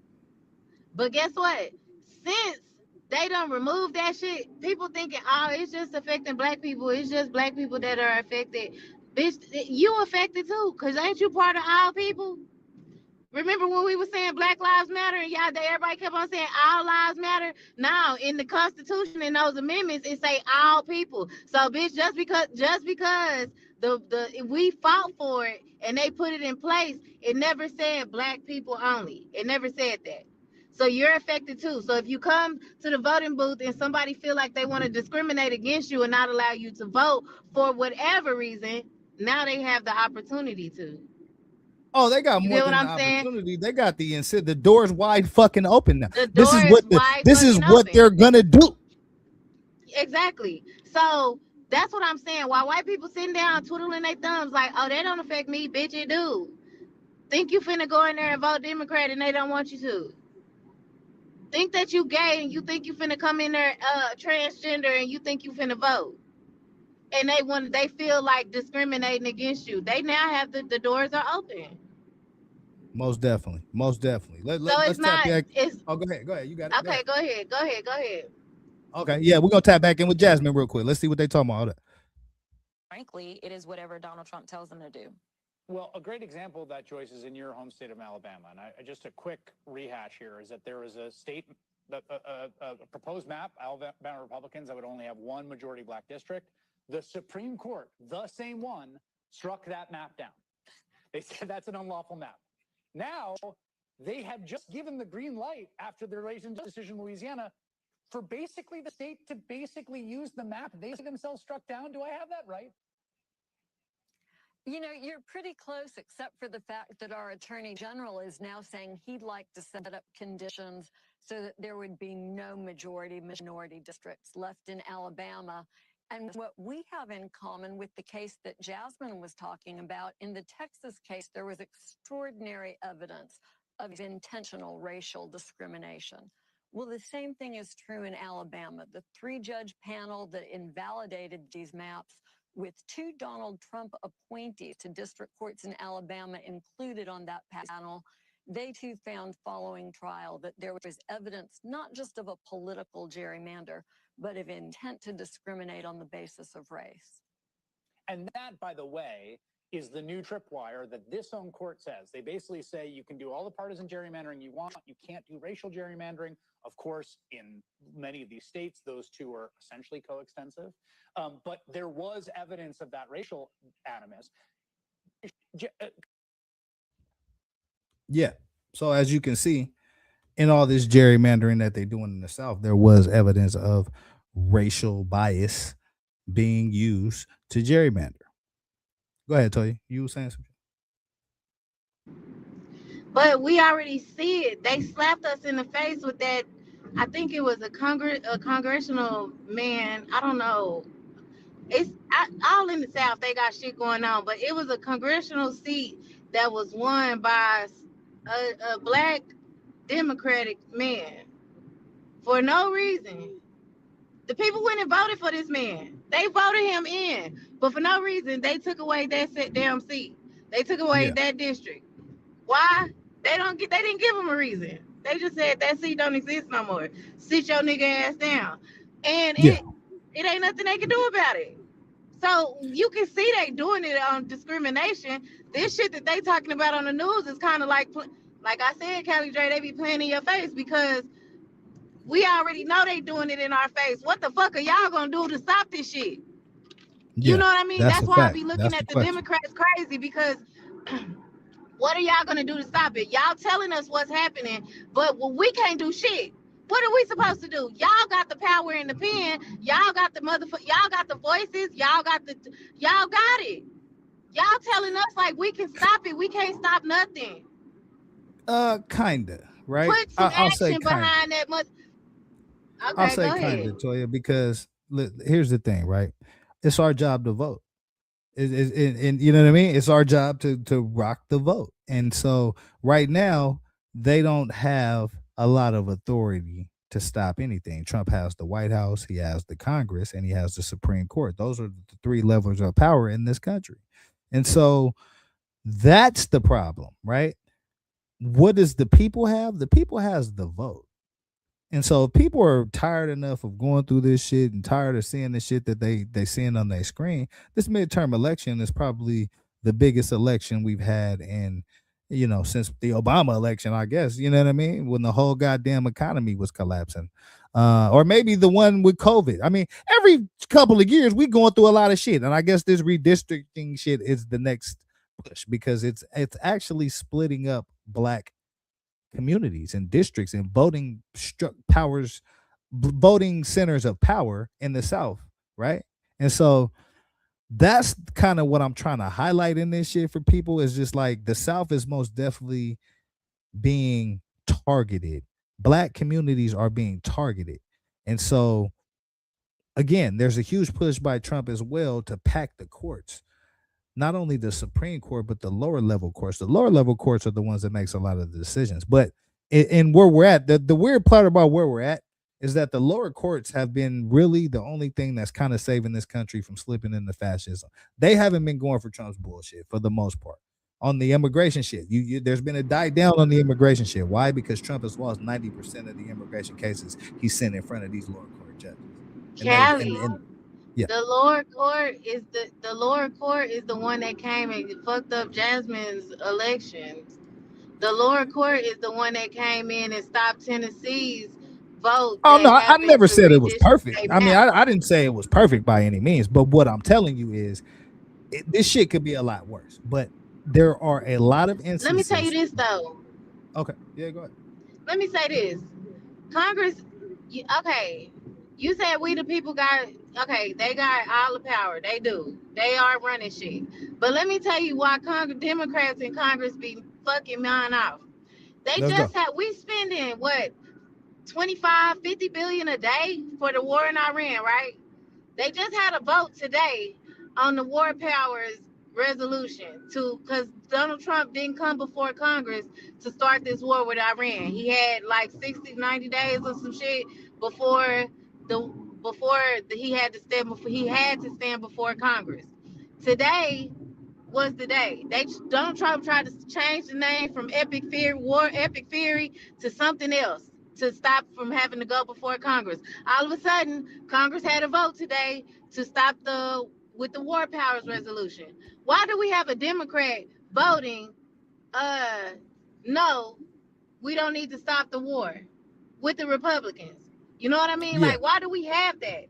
If we are for the people, Jared Golden, whoever the fuck he is, Congressman Jared Golden voted with the Republicans to keep the war going. So now Donald Trump don't got to stand before Congress and explain shit. He just can go ahead and keep on going on with the war in Iran, and we the taxpayers got to pay 25, $50 billion a day. Who the fuck have that, Callie? Who you know got? You know what I mean? Yeah, Like, most definitely. And I listen. I'm losing faith in Congress daily because why ain't y'all standing in unison on shit like this? We had three Republicans vote with the Democrats to stop the war. You know what I mean? Why is your dumb ass over there voting with them? We could have stopped the war today. The short You answer know, to so that that's why question. I be like, No, go ahead. I hear 100% where you coming from, right? And trust me, the answer you're not gonna like, right? But the short answer to that question is politics, right? Chances are the Democrat that voted yes is in a swing state district where a lot of Republicans where his ass is on the line, and he felt like he had to make that vote, and that's his choice, and it's our job to ring his ass up the pole for that, right? But here's the overall answer. In mass, we have to show up in November and say motherfuckers like that gotta go, and anybody that's on that page gotta go, and that's how we take the first step towards taking our country back. Denise said, and black people are too quiet for me in the South. I'm in Louisiana now visiting, and nobody's saying shit, just partying and good timing. Yeah, and that's a part of the reason why me and Toya do this, man, is so that we can kind of wake them Because motherfuckers man, up. they feel like exactly, and I be feeling bad because I'm from the South, and they just be feeling like, man, these crackers gonna do whatever the fuck they want to do. When really it ain't that this time right now. Like I really be talking that shit, but I see it. Like this ain't the time to just be like these crackers gonna do what they want to do. Y'all better start voting like Jim Crow is on the ballot. Y'all better Oh start yeah, because voting Jim like Crow Jim is on Crow the is on ballot. the ballot because Jim Crow he is on the definitely is motherfucking on ballot. the ballot. You know what I mean? That we Like need to get some everybody T-shirts. needs Jim to be Crow's on the screaming ballot. that shit. Yeah, everybody needs to be screaming that shit in unison. That Jim Crow is on the ballot, nigga. You don't gotta stand in the streets. You ain't gotta protest. You ain't gotta do nothing. Just make sure you register. If you got a felony or if you on probation or whatever, you ain't finished your shit. Tell somebody to vote for your ass. It gotta happen. You know what I I mean? might Or actually, I might it's gonna actually be a add that rude to the fucking awakening. We logo. gonna fuck I'm gonna around and add that find to the out. logo. Jim Crow's on the ballot. That's gonna be an I active posted it part of this show. yesterday. We got to get some T-shirts or some pins or some buttons or something. Jim Crow is on the fucking ballot. Toya just go gang. Toya just told y'all. Jim Crow is on the ballot. This ain't the time to just be saying, "Oh, well, just sitting back and standing by." Like Jim Crow is on the ballot. So yeah, let's check in Yeah, with a little bit man, more it's of this time to video. wake up, man. Yeah, It's most time to definitely. wake up, man. If y'all YN shooting each other, we need y'all. You know what I mean? We need y'all. We y'all got a heart to pull a trigger. Don't pull it on the man that look like you. You know what I mean? Hey, we need y'all. It's about that time. But Juxter go said, ahead, Callie. Juxter said, fuck them fans and boots on the ground. Put them boots on the ground to fight for your rights. Facts. Nah, for real. Add that. Maybe people will understand. Hey, yeah, that's a Maybe people powerful slogan, man. understand. Jim Facts. Crow's on the ballot. That's for sure. We got to figure out a way, Skull Gang Toy, to put that in action. I like that. You know what I mean? We got to put that in action somehow, some way, man. Let's check out a little bit more of this video, Man, man. I Oh, go posted ahead. that shit yesterday. If y'all ain't following my Instagram, you in last place because before I ever come to YouTube, I'ma post it on my story. Yeah, nah, I'm But a go shit. ahead, I'm tell thinking your about shit. getting some T-shirts and some hats made with that shit. That's a fact. We pull up to these protest rallies and start slanging them bitches, and we'll get it out the trunk, toy like it was '95 out this bitch. Right. Congresswoman Crockett, But babe, I'm hearing gonna your response here, the article today was Hakeem Jeffries basically mounting an effort. There's only so much that can be done by this midterm. But, these maps are still being in place. We're going to have another election in 2028. Do you have a message to governors in states like, say, Maryland and Illinois, and particularly Colorado and other states where they could redraw maps to try to get back to par about what those Democratic governors and state legislatures should be doing? Yeah, well, you know where I stand on this. Obviously, when they came for Texas in those 5 seats, I was a huge advocate of fight fire with fire. And I think one of the reasons that when you look at polling for Democrats and Republicans, a lot of people say nobody likes either party right now, right? Like people don't like the Republicans because all they're doing is breaking everything on behalf of the senile man that is sitting in the White House. Well, they don't like Democrats because they feel like they just don't fight. They just sit there and complain and yell, but they don't do anything, right? So I think that that's what's so powerful about what we see happening in Louisiana right now, where, two black women who are not political just said, you know what? We need to recall the governor, right? I'm like, yeah, recall all of them, right? And so it is beautiful. And I think that that is what we're going to see more of is if you want to act crazy, we will use every tool in the toolbox and we will organize against you. Unfortunately, some of this we're just not going to be able to overcome. But we all know that when they decide to go to the very worst extremes. I don't think South Carolina really is trying to be the good guys. I think South Carolina is concerned that somebody is going to lose, because when you do super extreme gerrymandering, especially with this very unpopular Republican Party, you draw some lines that are 10 points or less in favor of the Republicans, I can guarantee you that becomes a battleground really fast in the midterms. Yeah, I want to spin back a little bit. Y'all heard from Jasmine Crockett. We got Skull Gang Toy in the building, but I want to try to keep. Let's see, where the fuck was that little map at? I want to take a look at that little map they just showed. Damn, I think I just lost it. That being said, man, I mean, y'all seen the motherfucking map. It don't look good. They gerrymandering all over the place. The South, California most definitely stood tall and did. Oh, here it go. Here go the map right here. Congressional redistricting battleground map. So this is what it looked like. You know what I mean, this is what the fight looked like right here. You know what I mean? California +5 in blue. Utah did their thing. They got us a seat. But over here in this southern region, in this midwestern region, it's a battle. And black districts are losing this battle. Go ahead, Toy. Mind you, they doing this shit in our face. They ain't supposed to redistrict the maps, but every 10 years when the census go out. I just did a census, I think in 2020. Was it 2020, 21, 21 or something like that? So they ain't supposed to be redistricting shit right now. Well, But that was that the they whole are Supreme trying Court to, ruling. That was the Supreme Court ruling that yeah, said that. Yeah. So they're not. You're right. but It's see, supposed to it happen was every 5 okay, years, but 5 to 10 years. it's supposed to have every 10. Donald Trump started this roller coaster of shit when he did it in Texas. Remember, they Yeah. started in Texas, and then California was like, "Oh no, squabble up. We not having that shit. We Yeah. redistricting our maps too, but we gonna leave it up to the voters." Now, Virginia did the same thing. We're gonna leave it up to our voters, but when Virginia voted, they snatched that shit away. You know, like. It's like y'all doing everything that y'all can to suppress the vote, and that just goes back to what I say. If the vote didn't matter, they wouldn't try to suppress that shit so hard. If they got Absolutely. you driving a little further, you just gonna have to drive a little further. Like your freedom depend on it.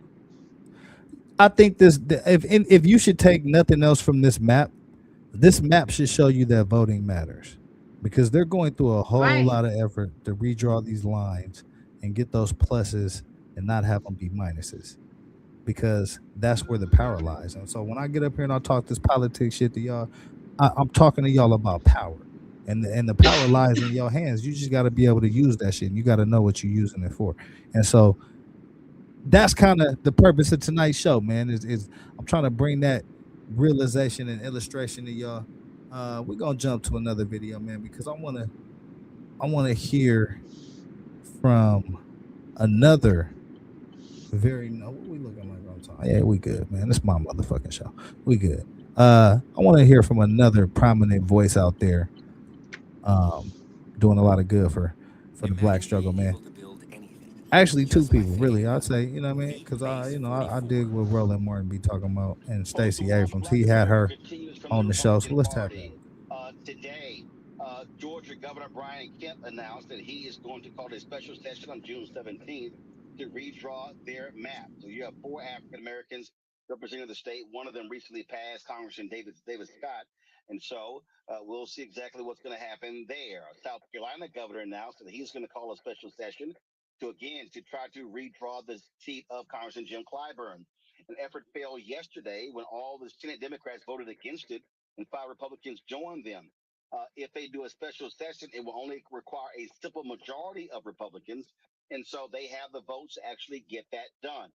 And so this attack continues, the targeting of black elected officials. Later in this show, we're going to talk to Congressman Mark Vesey of Texas. His district was wiped out in the initial gerrymander. So Texas, he's one of 2 African Americans who will not be returning to Congress. We'll also be talking to Gerald Griggs, who runs the Georgia NAACP, that was happening in Georgia and Tennessee. Hey, that's a fact. That's a fact. We need them goofy ass motherfuckers who shall remain nameless on this motherfucking show. You know what I mean? To be in attendance, because I What he told say? y'all, Because right? I'm driving, I can't see. It say we need all them goofy ass trolls from my nigga Skull Show to be over here listening to these black people give them this real business. You know what I'm saying? That's basically the whole gist of it. Shout out to Jester 210 for that. You know what I'm saying? Most definitely. And JB. You know what I mean? Yeah. Get his ass over here too. But as you can see, man, that was kind of the Facts. theme of this show is to let these black people tell you what's really going on. Cause you know what I mean? I know y'all get tired of hearing my black ass. So I'm gonna let y'all hear from other black motherfuckers. You don't want to believe me, believe these black people. You know what I'm saying? We got Skull Gang Toy out here in this motherfucker, man. There's a whole bunch of black people that you can listen to and believe tonight. Okay. Will join us. Republicans there are attacking Democrats, removing them from all committees as a result of them protesting the action to wipe out the congressional seat in Memphis. What we are seeing, as we keep saying, y'all, is a massive attack on Black America. And the only response that we can actually have is a massive voter turnout in this country. And so on Saturday, we're going to be in Montgomery talking, first, for having a massive rally. There are going to be satellite rallies all across the country as well, happening on the same day. This is all about creating the largest black voter mobilization since, to be honest, the election of Obama in 2008. Before that, the 1965 Voting Rights Act. Stacey Abrams, who ran twice for governor of Georgia, was very much involved in voting rights, joins us right now. Stacey, glad to have you on Roland Martin Unfiltered. We have been framing this as a GOP. Before we get to Stacey, Skull Gang Toy, you got some comments you want to drop on this? Yeah, I feel I agree. Like we need to really be out there voting for real. Like I don't give a fuck. Like if you don't vote, you don't do politics. I don't give a damn. Just you gotta vote this time, man. You got to. You know, like I feel like this is the last straw before Yeah, this we is the fuck around last and effort find for out. us to save democracy, Toya. I mean, that's just what it is. If Trump gets another 2 years Right. like this, unchecked power, this country is not going to be a democracy anymore. And that's just Right. what it is. Yeah, like it's scary times that we approaching, and that's why a lot of shit I just can't even get jiggy with no more. Like I don't even really be focused on nothing else that's going on in the world, like celebrity news. I don't give a fuck about that shit. I feel like y'all trying to distract us. At this point, I feel Yeah. like everything else that's going on, everything else that happens in the news, I feel like that's a distraction from what's going on at that motherfucking White House and overseas and all that shit. I have never been so interested in what's going on over in the Middle East as I am right now, because that's a telltale sign of what's Yeah. going on over here. You know what I mean? Yeah, Or that's what's real coming over shit. here. That's real And shit. and Skull their Gang news Toya. tells us another angle to look at. Like over here, the news is damn near bought by a couple of families right now, CNN included. You gotta watch it. CNN to tell you some shit, but they ain't finna get down to the gist of it for real. You gotta really do your research, even on the news Yeah, that you see at this point, because absolutely. all these motherfuckers are bought and paid for. It's a Yeah, couple of support things that they independent might say media, to man. keep you. Support Skull Gang Toya. Support Kelly Drake. You know what I'm saying? Man, We gonna support bring y'all that Cali real. Dre, bro. Yeah, you feel me? Yeah, yes. I'm gonna tell Support it Skull how I Gang see Toya is how I real. see it, man. I'm gonna tell it how I see it. I ain't got nothing to lie to you for, but at But the end of the day, Callie, oh yeah, go ahead. it Go just ahead. it come back to it circling around to a point like it be pissing me off because how long we been saying the same thing? Because A everything couple we of saying years right now at this now point. is just putting a stamp on what we said a couple of years ago. What we was Yeah. telling them was gonna come a couple of even when it come down to AI taking our jobs and shit. I can Oh yeah. remember them Oh like yeah. I can Yeah. remember arguing with people about AI coming in and taking our jobs. Yeah. They need JB arguing with JB. Man, come on, bro. Like this shit is happening now. Oh yeah. So if You you know I don't still feel got that like, AI show in the chamber. I ain't did it yet. I'm waiting on you. Whenever you ready, man, we you can go need to kill him with drop that that shit AI because shit. You know what I'm saying? AI taking over right now. They trying to build a data center size of 3,000 Walmarts or some shit they said. Like, what? Yeah. Listen, I They covered some putting them shit on my data. show a couple of days ago, Toya. They got driverless semi trucks now. So all you niggas that Oh working that's yeah, I driving them seen that. semis, you niggas finna be out of work, son.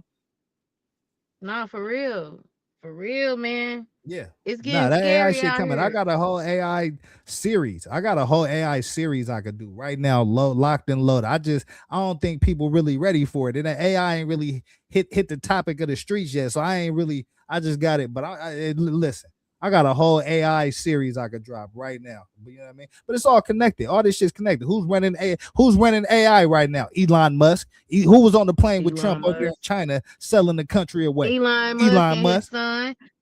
And his son. And let me tell So you it's all something about his connected. son. All this shit is Donald Trump connected. Jr. on Trump corporations or whatever the fuck the title stamp of Trump business. His son is the owner of that shit now. While Trump over there Wow. acting as the president, his son is with him acting as the owner of his corporation, making business deals with China. You get what I'm saying? Yeah. And them three motherfuckers wasn't over there just by coincidence. No, Elon not at Musk all. trying to see how he Not can at all. get some AI shit or some technical shit over there into China and how they can work out a deal. And Donald Trump Jr. is trying to see how he can build some Trump type towers over there and make some money for the family. Trust me, that shit. China is offering $1 trillion to the US economy. That's what this whole trip is about. They trying to get China offered to invest $1 trillion in America, which is a very dangerous move. When all China wants to do is spy on us, take our intellectual property, and you know what I mean. We already have some debt on the books with them. Another $1 trillion from China.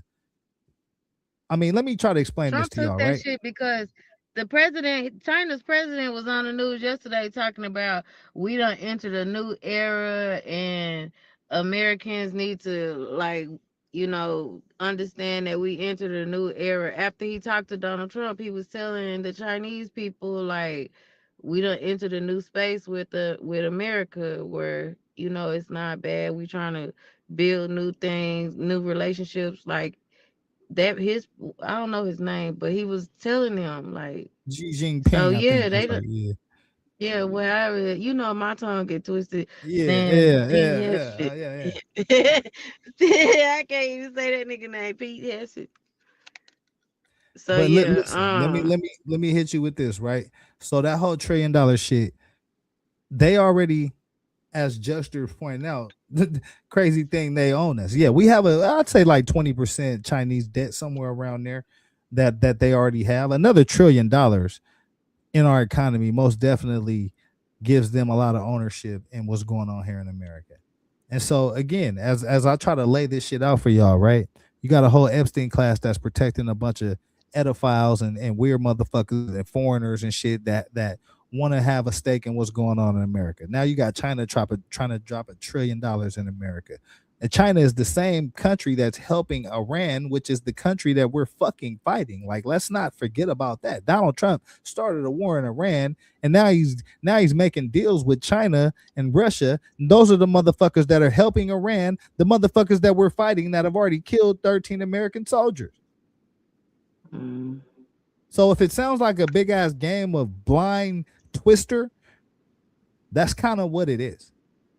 But yet it's your economy and it's your government that they're playing with.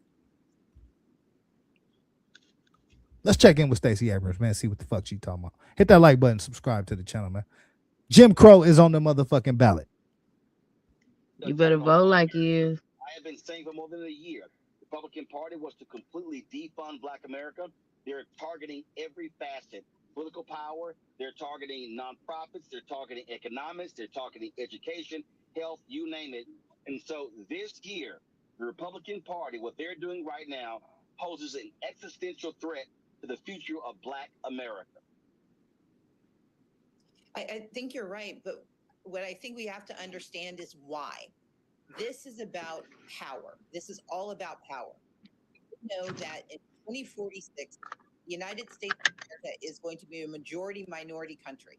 And they know that the community that has been the most both at risk and responsible for the advancement of communities of color, for the advancement of the marginalized and the oppressed has been the Black community. So if you take us out, if you diminish our political power, you eliminate our economic power, you remove our educational opportunities, That gives the authoritarian regime, because that's what this is, it gives them the ability to construct the America they wish they had, as opposed to the America we have helped to build. Hold up. I think that was very powerful what she just said. And we're gonna spin that shit back. Cause this is my motherfucking show. Hit that like button and subscribe to the channel, man. Power. This is all about power. We know that in 2046, the United States of America is going to be a majority minority country.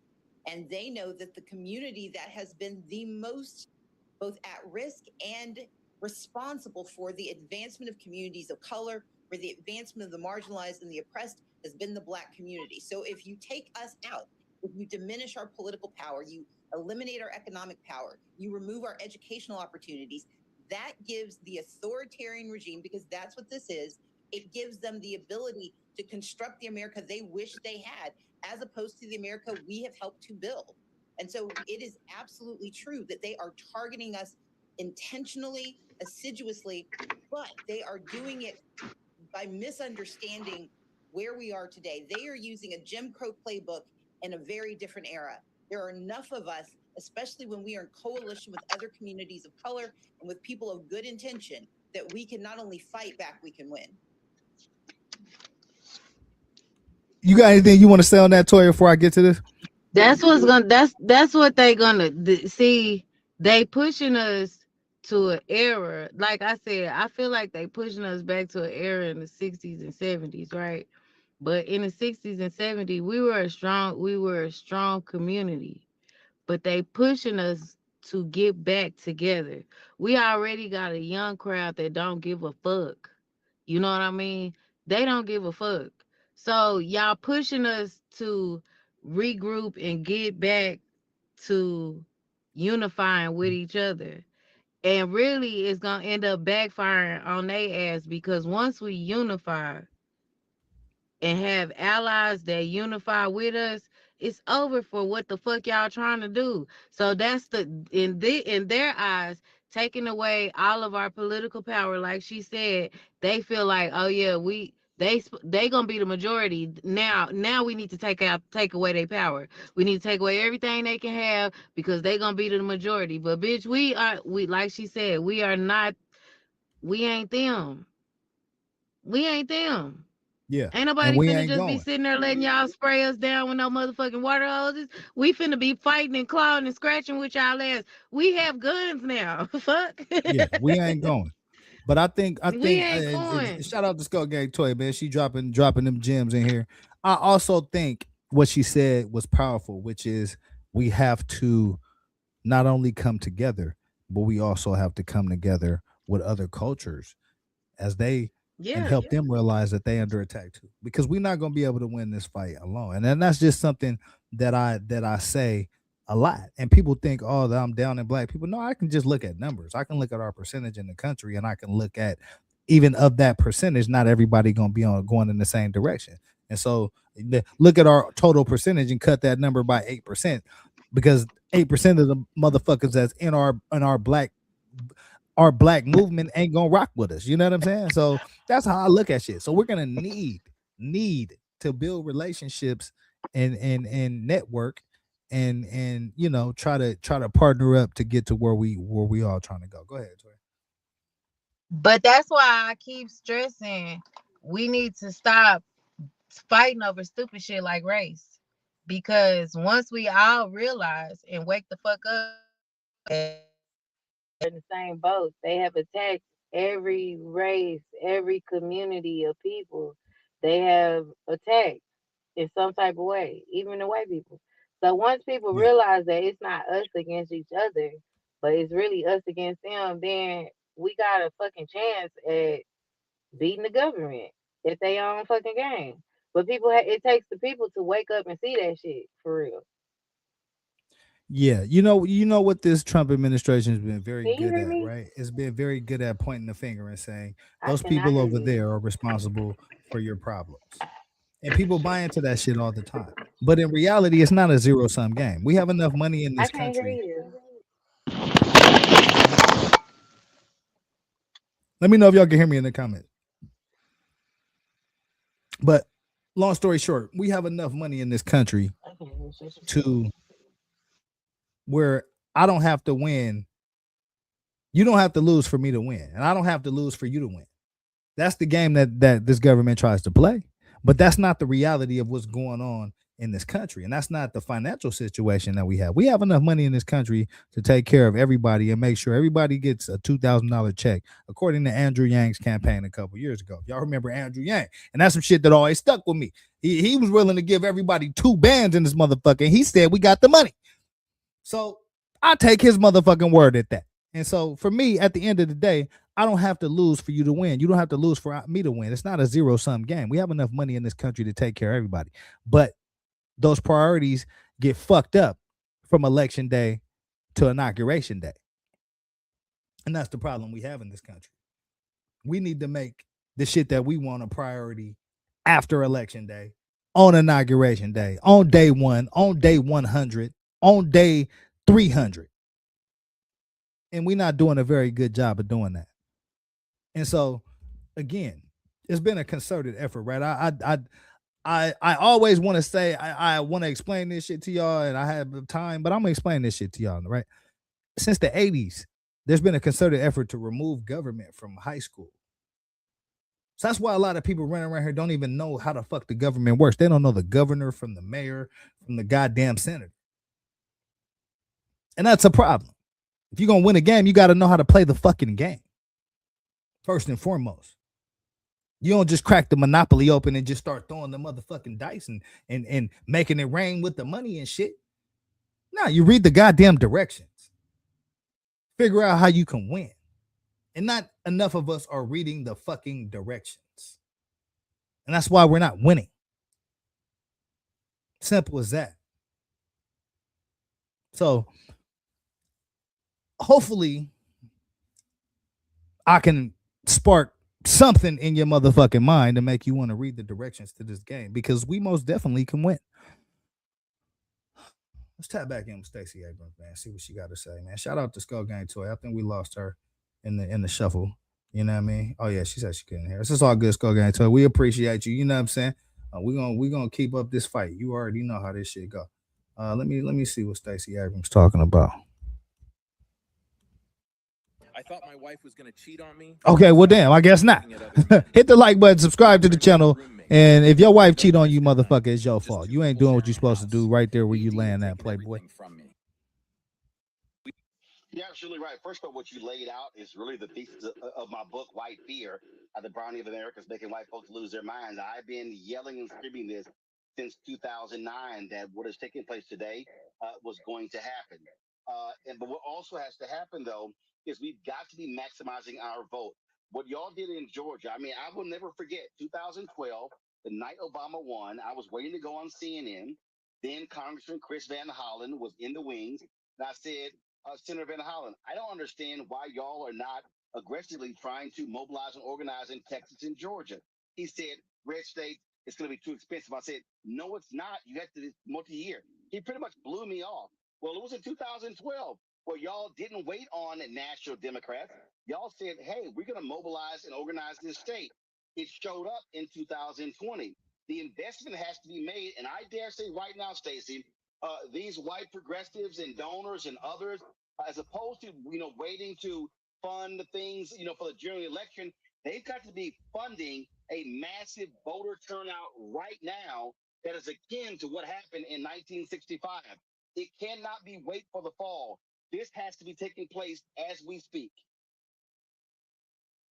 Yeah, I'm gonna leave it right there, man. And shout out to Skull Gang Toy for coming and chop it up with your boy and bless the channel, man. She might be back, she might not. Shit, I don't know.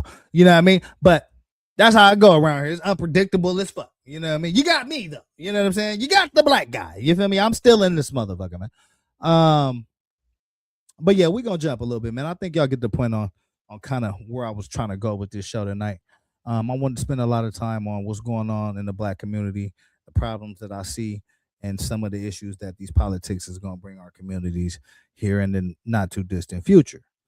And so I think we checked that box, man. So we're going to jump, man, because there's actually a couple more stories that I want to talk about tonight before I get about this motherfucker, man. Hit that like button, subscribe to the channel, man. Where did I want to go? Yeah, let's go to some let's go to something different, man. Shout out to Skull Gang Toya coming to hit these politics with your boy. Is there anything else that I think the people need to hear about? Oh yeah. I do got one. Actually, hold on. We ain't gonna jump just yet. Let's hear from let's hear from old Don Lemon, man. Hear what the Man, fuck for the Don life Lemon of talking about. me, I cannot understand, and maybe you can explain it to me, how anyone could be black and be a MAGA supporter right now with what has happened, especially with what before that for me, but what has happened with voting rights in this country and what they're doing. I don't get it. I don't know. And some people are defending it, even black MAGA, black folks, black lawmakers.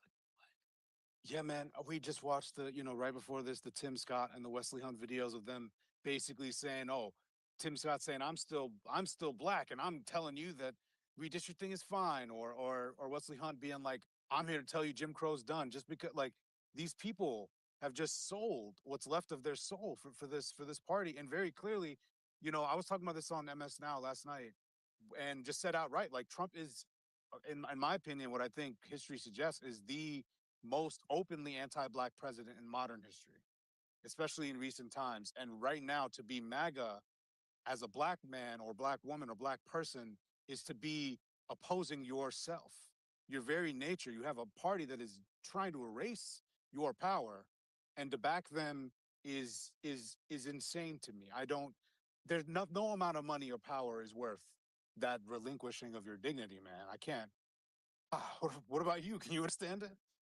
I told you I don't get it, and especially after this, you know, I thought maybe the racist Obama video might do it. I thought Yeah, I don't get it either, man. Black Republicans, I don't know what the fuck y'all been smoking, but they don't like you motherfuckers either. Y'all just tokens, man. They just using y'all. You feel me?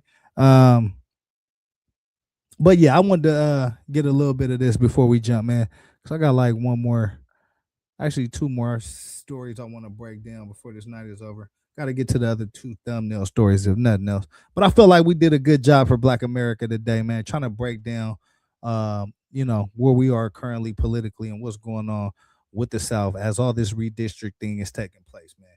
So, yeah, we're gonna stay on this for a couple more minutes, and we're gonna jump, man. Hit that like button, subscribe to my the channel. African American might do it. I thought the black countries are shithole countries that might do it. I thought that the discriminating against black people for housing, I thought that might do it. I thought the Central Park, the exonerated five, that might do it.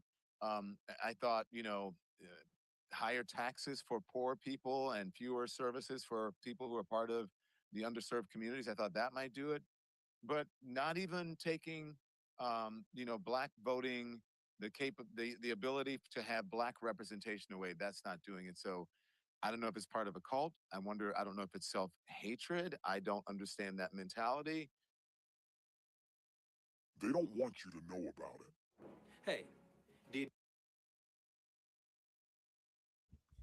Yeah, I don't know what the mentality is. If there's any black MAGA voters in here, I highly fucking doubt it. But if it is, let us know what you on, man. Let us know what you smoking on. Let us know where you getting your packs from, because it's not the same place I'm getting mine from. Please believe that. Please believe that. I don't see anybody that's racist.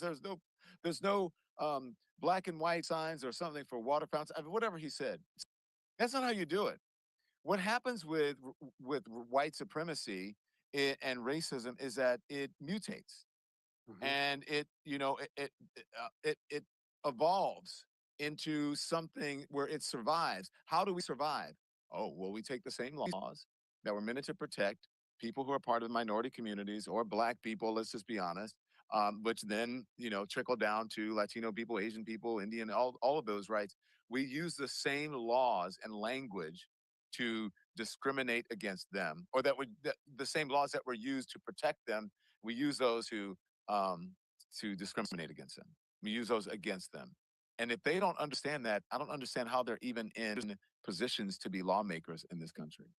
No, that's all spot on. They take these facially neutral laws and basically apply systemic racism to them. To claim that we're somehow evolved beyond racism and Jim Crow isn't here to stay. Like we've saw very clearly with the GOP Southern strategy, they just stopped saying the N-word pretty openly, but they created all these dog whistles, welfare queens. They went ahead and pushed the same scapegoating of brown and black communities. And then now you have Donald Trump coming in here very openly being as anti-black as you possibly can be. As soon as he enters office, this anti-DEI push, this which was not anti-DEI, it was anti-fundamental civil rights. And what people don't talk enough about, Don, is that the federal workforce was nearly 20% black when Trump walked into office. And his federal purges disproportionately impacted and targeted black people. And it just so happens, it is not a coincidence that as those federal purges were happening, black unemployment surged. Trump pretty much created a singular event where he unilaterally raised the black unemployment rate with his federal purges, and then meanwhile signed executive orders urging private sector folks to end their DEI practices. So that also had unemployment ramifications too. So we're talking about not. I think that's very important what he just highlighted, man. He basically said Trump came in and black employment in the federal workforce was very high. He came in and slashed that. And at the same time, he incentivized private companies to get rid of their DEI policies, which adversely affected black people as well as other cultures. And so this was a concerted effort and a concerted push. And that's kind of the theme of this show tonight is that Black America, your voices are being silenced and you're under attack. Now, what the hell are you gonna do about it? That's the question. What the hell are you gonna do? You can listen to me, you can listen to Skull Gang Toy, you can listen to Don Lemon and this motherfucker, you can listen to the other peanut head brother that's sitting right here. Anybody, we're all telling you the same shit. So what are you gonna do? That's the question. You know what I mean? Share these videos, man. Share this content, run up this content because again, I do this for y'all, man, and I do this for myself. I do this for my family and my community. And I want to make sure that my people have opportunities as well. You see what I'm saying? And so at the end of the day, we're not getting those. And in your block, they're not coming to my block. They're not going to the block across the street from my house. They're not going around the corner. They're not going down the street. And that's a problem because they're going into this administration's pocket and to, I heard today that they want to create a $1.7 billion slush fund from Trump's lawsuit with the IRS. And they're willing to drop that suit if they give him $1.7 billion of a fund to try to give money to say the Jan Sixers that got arrested or anybody that feels like, all these Republicans in politics that's crying a foul, right? All those rioters and grifters, they want to create a fund that the taxpayers pay for to accommodate these losers.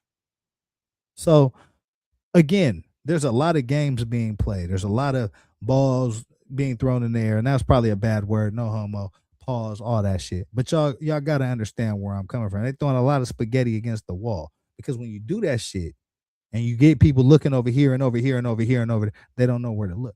This whole shit is a strategy, believe it or not, right? Why do you think today we got to deal with Iran? And then next week we don't got to deal with Iran. He's been doing this shit for like 2 months. They're manipulating the stock market. So this shit is an overall strategy, and I'm trying to get y'all to see through the smoke and mirrors and see right to the bullshit and who's actually doing the bullshit so that you can get out the way of the bullshit. That's the whole purpose of this show tonight. And we're going to talk about 50 Cent motherfucking as well here in a minute. But I want to hear a little bit more from these two brothers. Just diluting black political power, but diluting black financial power, black power generally, what Trump has openly targeted here. And man, I get it. Like, I can't understand it either. But, like you and I have talked about before, this black conservative thing is a grift. DEI is a crutch. Honestly, I mean, there is no crutch in this country. All your rights are actively being targeted. So what the fuck is a crutch when you're in a hurricane? What the fuck is a crutch when you're in a tornado? Come on, man. You got to put this shit in context. and stop looking at each individual event as its own entity, because it's not. This is a concerted effort. This is a conspiracy against Black America. Motherfuckers want to talk conspiracy, right? Y'all know what a conspiracy is, right? Y'all know what illegal is, right? This is an illegal conspiracy against Black people. You know, it's like if you and I immediately, like we talked about before, if you and I were like, you know what, Donald's got a point, and we started talking like that next week, we'd be flooded with right wing cash. They would be trying to recruit us to run for office. That's what these Black conservatives do. That's what Candace Owens did. That's what we see with these people. They saw they're opportunists, and in spite of this anti-Black depravity coming from Donald, they don't care as long as their pocketbooks are filled and they got the power. Man, they don't care. Byron Donalds. You see, during Jim Crow, the Black family was together. During Jim Crow, more Black people were not just conservative. Black people have always been conservative minded, but more Black people voted conservatively, Donald said. Donald said. And then he said it was taken out of context, or he just said, he didn't say it was taken out of context. He just said that's not what he said. He said I was talking about his Black families, he said. Yeah, Byron Donald kind of sounds like a coon ass ninja to me. So we gonna jump, man. I think y'all get kind of the gist of where I'm going with this show tonight. So we checked off the first box of the thumbnail. Your Black voices are being silenced. What the hell are you gonna do about it, man? But we gonna jump because I got a couple other more stories I want to talk about as well, man. The government is evil. They create dependency within the Black community instead of independent, strong, Black empowered Americans. I mean, I don't think the government creates any dependencies. The government is for the people. So there's no creating a dependency on the government because the government is supposed to be there for the people. So that really doesn't make a whole lot of sense. The government works for you, believe it or not. This whole conspiracy shit, that shit comes into play when there's motherfuckers in the government that aren't working for you. But their job is to work for you. So I don't know. But we're gonna jump because there's a couple more things I want to talk about. A couple things on the thumbnail. That I seen this and I thought this was pretty interesting, man. Tommy Davidson, man, spoke on one of the platforms, and he speaks about the character that he played on Martin, which was Varnell Hill, right? And so he dropped some gems on what's happening with Varnell Hill, and I want to tap in with this a little bit, man. Hit that like button, subscribe to the channel, man. It's the remix with Cali Dre. I appreciate y'all for rocking with your boy. Our first stop.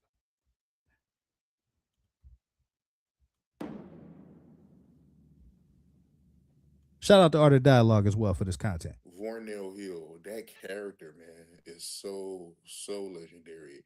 How did you come up with that? Well, here it is. It was in Living Color and Martin inspired because we all had the hottest shows. We all were doing movies and stuff. So Bentley Evans, one of our writers from In Living Color, moved over to Martin's show. And he gave me a call, him and Bentley Evans, and said, hey, we want you to come over and play this character. They knew I was going to kill it. And it was the first time me and Martin, after being friends for that long, were on the same camera at the same time. You know, so we were always competitive, you know, playing basketball together and just always, right? So we get in there and they getting ready and everything. And Martin's like, I hope you're on your game. I hope you're on your game. I'm like, hey man, I'm on my game.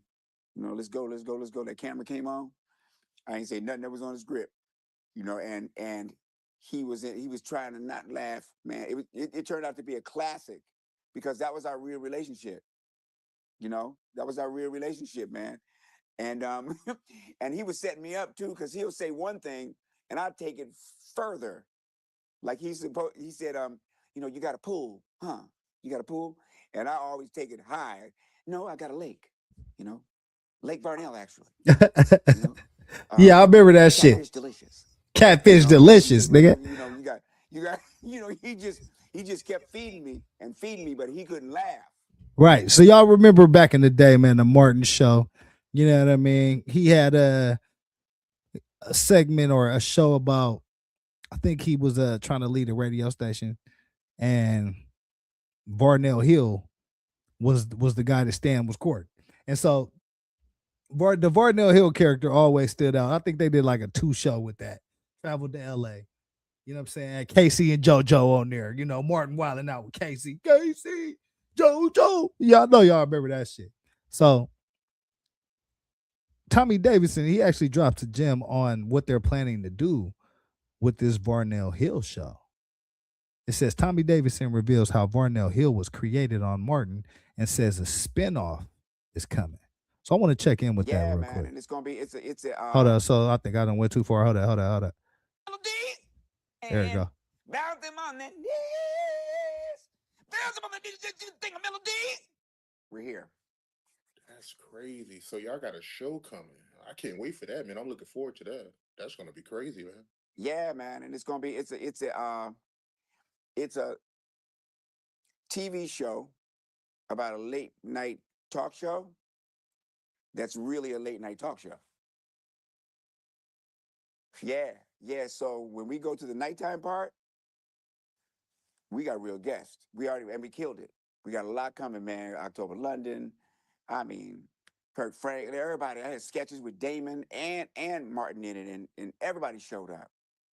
The set was like back in the 90s, man. Everybody showed up just to see it. Just to see it, man. You know, so it's gonna be a really good thing, man. We worked hard for it too. You know, we worked hard for it. That's for sure. I can't wait to see it, man. Like I was telling you earlier, that character is legendary, man. So that's a brilliant idea to come out with a show, man. I can't wait to see it, man. You've been a thorn in my ass. Sorry, audio.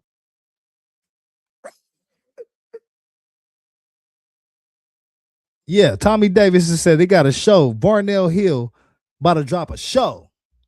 I think he said when it's coming out. I was trying to figure out when it's coming out. When is it coming out, man? Ask him Let me see. the idea. Okay, so this is how the idea came about. Hold up. New acts or whatever, right? So Kid said, man, why don't you me and Kid from Kid and Play, we were mad because we're like, hey man, there's no more black late night talk show hosts. So you're gonna miss a lot of black talent, you know, because they're not gonna be having it like we had it on Arsenio or like we had it on In Living Color. You ain't gonna see none of these new acts or whatever, right? So Kid said, man, why don't you call Martin and ask him if you could do the Varnell Hill show. You can do that as a late night talk show. I called him, pitched him the idea. Martin said, yeah, all right, yeah, that can work, man. That can work. 5 years later, who can take the children? Okay, so he said 5. They've been in the works. This shit been in the works for 5 years. They about to drop the Varnell Hill show, a late night show. You know what I'm saying? So on some Arsenio Hall type shit. So be on the lookout for that, man. I thought this was pretty dope, man. They took the character Varnell Hill off the Martin show. They got a spinoff coming, and they said it's pretty fire. I think it's coming at the end of the summer, man. So be on the lookout for the Varnell Hill show at the end of the summer, man. Spinoff of Martin. I think Martin's gonna be a part of it. I think he said Martin. He said some other celebrity. I thought I heard him say the Wayans brothers. Eddie, you know, Eddie might pull up. Who knows? Who the hell knows gonna put up? But this shit gonna be lit, man. Shit's supposed to be lit. So I definitely wanted to cover that, man. But we're gonna jump, man. We're gonna jump because I got a couple more things that I want to talk about. Actually, you know what? Yeah, let's just get to it. Let's get to it, man. Let's get to it.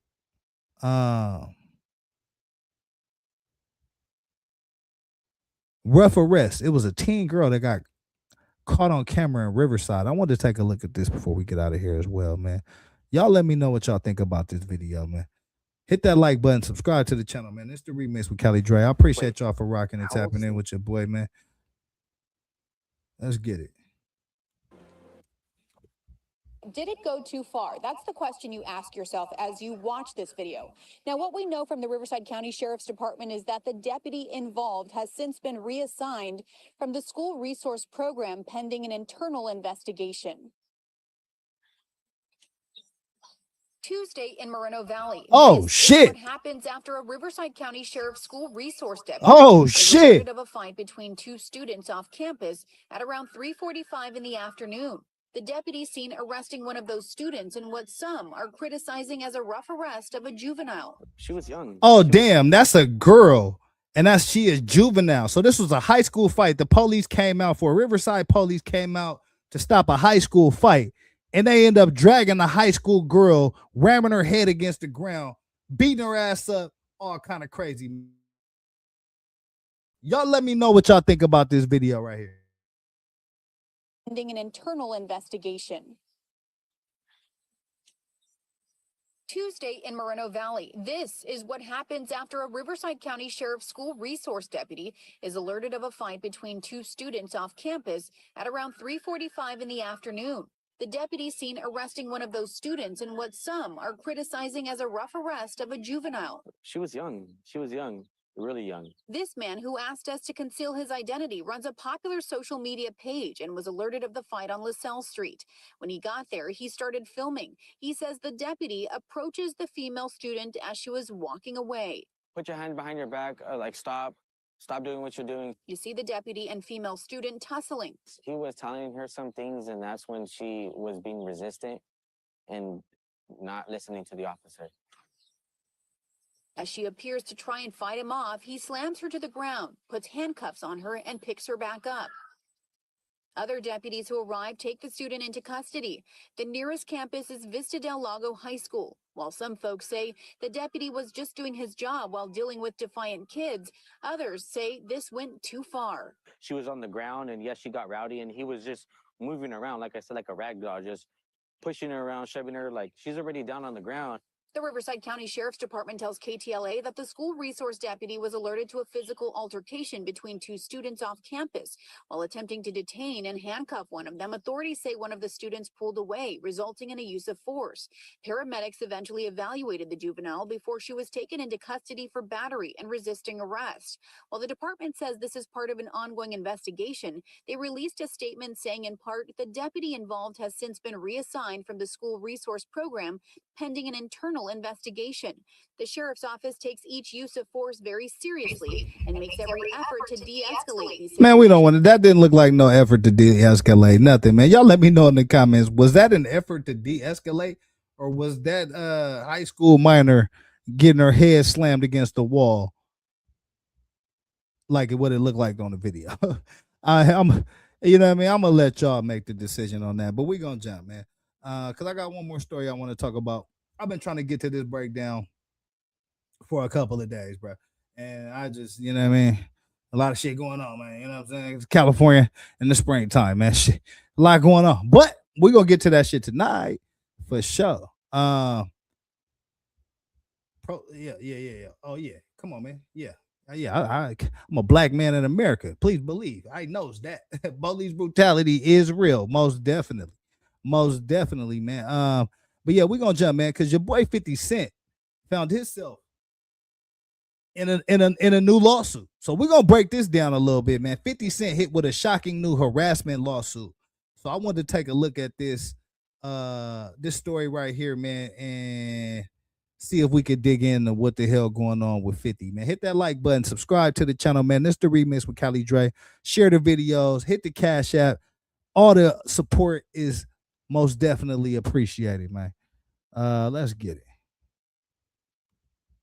Sued. A former employee makes terrifying claims of threats and retaliation, and she says she has texts to prove it. Plus, I'll tell you what 50 Cent has to say about it.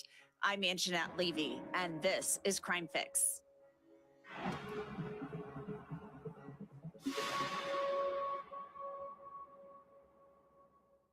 Curtis Jackson, who you know better as 50 Cent, is a rapper, a producer, and a businessman. He's very successful. He's been around for a really long time, and he's loved by millions of people.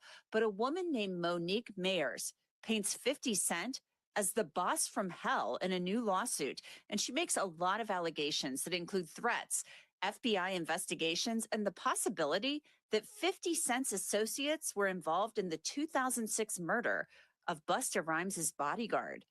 Mayers says, Oh, wow. Hey, listen.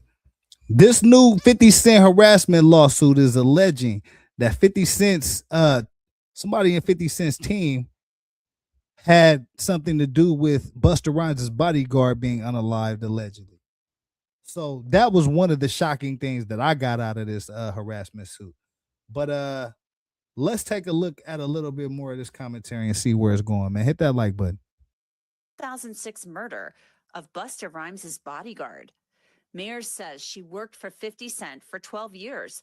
And for part of that time, she did the work of 3 executives without complaint. But then in 2019, Mayers claims in a lawsuit just filed. Okay, so it sounded like 50 was working her ass to death. You know what I'm saying? 50 Cent was working her ass to death. She said she was doing the job of 3 motherfuckers. You know what I'm saying? He said he hired a motherfucking Jamaican. You know what I'm talking about? He had 6, 7 jobs. So, y'all let me know in the comments what y'all think. That things between her and 50 started to go south. In the lawsuit, Mayer's attorneys write, Jackson ran his workplace the same way he built his public persona, through fear, humiliation, loyalty tests, and punishment. Money bought power. Power demanded obedience. Anyone who refused became a target. Mayers claims in her suit that 50 Cent started asking her in 2019 to do things that were illegal. First, Mayers claims 50 wanted her to help him cover up bankruptcy fraud by helping his bodyguard buy his mother a house to hide money he had earned. The lawsuit states, on January 14th, 2019, Ms. Mayers texted Jackson directly, checked with the accountant, and you wouldn't be able to do anything for the house through the foundation.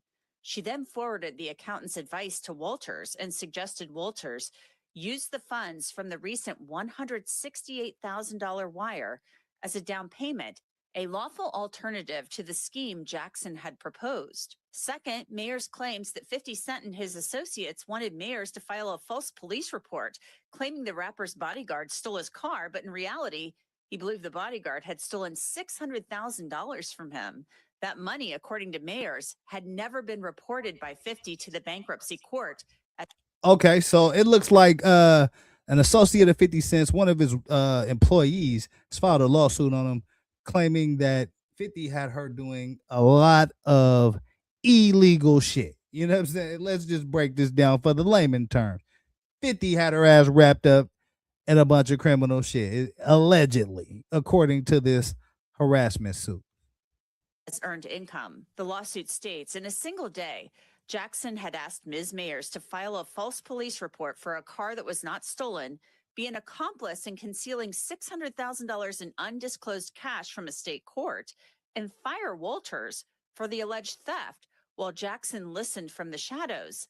In every instance, Jackson wanted someone else to stand between him and his illegal conduct or enable his feckless conduct. In every instance, Ms. Mayers refused. Because of all of this, including not firing the bodyguard, she says she was fired in late March of 2019, was promised severance, but never received it. And she said, okay, so she's basically alleging that 50 Cent wanted her to be her shield from all the dirt he was doing. So he wanted to do a bunch of dirt and have her put her motherfucking name on it. Y'all let me know in the comments, man. If y'all working for 50 Cent and he wants you to be the front man for the bullshit, how many of y'all gonna take that deal, man? Let me know in the comments. That she was harassed and threatened by people associated with 50 Cent for years. The suit claims, after attacking Ms. Mayers' reputation, Jackson's intimidation campaign moved to her phone. From January 2020 through March 2026, Ms. Mayers documented more than 83 incidents of harassment involving at least 25 unique phone numbers from California, Texas, Georgia, New York, and in one instance, Tanzania. The suit includes texts like this one from 2023 that reads, "Who is this?" The sender responded, "I'm your friend 50. Are you still in San Diego?" Mayers responded, "You have the wrong number. Did he get..." Okay, so this is alleged text message that 50 Cent allegedly sent to Miss Mayers. I can't confirm or deny if these are legit, but they did show up in the court reports. So we're going to take them as legit. "Give you this number?" The sender responded, "Yeah, he did. Is this the wrong number? He said he would get me in tonight to watch him. Are you able to get in touch with him?" Mayers responded, "What's your name?" The sender responded, "Victor Sena." Mayers responded, "Where did you meet him so I refresh his memory?" The sender responded, "That was last night here in San Diego. It was very quickly because he was busy." Mayers responded, "No problem. Where exactly so I can remind him?" The sender responded at Park, San Diego. As time passed, Mayers claims in the suit that she was called to testify in front of a grand jury investigating allegations of fraud made by Jackson against a man named Mitchell Green at his company, Sire Spirits. So people keep asking us, where do you feel? Yeah, hit that like button, man. We breaking down this 50 Cent harassment suit that just dropped. We're trying to figure out what it's all about, man. So yeah, let me spin it back a little bit so we could get to the bottom of this information, man. Hit that like button and subscribe to the channel. A man named Mitchell Green at his company, Sire Spirits. In 2024, Mayers said she received a text after receiving a subpoena to testify in a lawsuit against Sire Spirits. The text says Mayers texted, "Who is this?" The sender responded, "Ja Rule." Mayers responded, Oh, hell no. Hell no. 50 Cent still out here trolling, bruh. 50 still out here motherfucking trolling. Even in the back channels or the back chats, 50 Cent still out here trolling. He sent a text. She like, who is this? 50 Cent responds as Ja Rule. Rule out here catching strays like a motherfucker, man. Shout out to Rule, man. He had his moment in time. You feel me? Who are you trying to reach? The sender responded, "Curtis." Mayers responded, "Who gave you this number?" Mayers said Ja Rule had never, ever called her, not even once, and 50 Cent and Ja Rule had been in a public feud for decades. And the night before her deposition in the Sire Spirits civil case, Mayers said she received this text that said, "You will suffer, Fifth," a name used by 50 Cent. During the deposition, Mayers' suit claims that one of 50 Cent's lawyers questioned her about the unsolved 2006 murder of Busta Rhymes' security guard, Israel Ramirez, at a video shoot in Brooklyn. Mayers' suit claims the incident involved G-Unit affiliates, including 50 Cent. Mayers said she didn't work for Jackson then, and after the deposition, she received a threatening voicemail. The suit states, "The campaign did not stop. On August 3rd, 2024, beginning before dawn, Ms. Mayers received 15 calls in roughly 3 hours, including voicemails stating, 'Bang, bang, I shot you down.' Exactly 1 year later, she received 15 more calls, same date, same count, same pre-dawn timing. When Ms. Listen, I'm gonna tell you why that bar is very much a 50 Cent G-Unit bar, and that's because that "Bang Bang I Shot You Down," that's a song from one of what's that boy name? Cashville, Tennessee. That's a joint off his album. And so y'all could go look that up, because I remember listening to that song. I believe that's a joint on Young Buck's album, I believe. But that "Bang Bang I Shot You Down" definitely is a G-Unit track. You know what I mean? Y'all can go check the G-Unit archives for that. So that's interesting right there. Mayers reported the conduct in court, Judge Melissa Crane stated, "I mean, this has never happened in any case I've ever had." In the end, Mayers says she has suffered lost wages and intentional infliction of emotional distress. She's asking for damages. But Curtis Jackson's lawyers say they will fight this lawsuit to the end.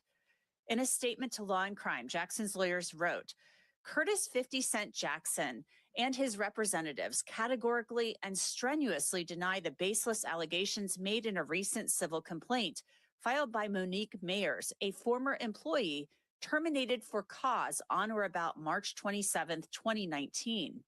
To date, Mr. Jackson has not been formally served with any pleadings, nor have his representatives been contacted by opposing counsel regarding this matter. It is highly unusual that a lawsuit of this nature was apparently circulated to the press before it was seemingly filed, evidencing that these claims are entirely without merit and are nothing more than a stunt to garner media attention and damage Mr. Jackson's reputation." Okay, so 50's lawyers are basically saying this is some bullshit. And she dropped this to the media before she even dropped it to the court. So that's pretty interesting right there, if that's true. Because that definitely kind of kills some of the credibility of what she's alleging if the court don't know about it. So let's continue to break this down. Hit that like button, subscribe to the channel. Ms. Mayers is a disgruntled former employee who was terminated for cause over 5 years ago. This lawsuit is nothing more than a transparent attempt to use the guise of a legal proceeding to seek an unjustified payday well outside of the applicable statute of limitations. Tellingly, Ms. Mayers has chosen to employ counsel who is currently engaged in separate ongoing litigation against Mr. Jackson on behalf of Shaniqua Tompkins. This connection further underscores the retaliatory and opportunistic nature of this filing. Furthermore, Okay. So 50's lawyers are continuing to say, y'all conspiring with Miss Shaniqua Tompkins' lawyers that are also against 50 Cent.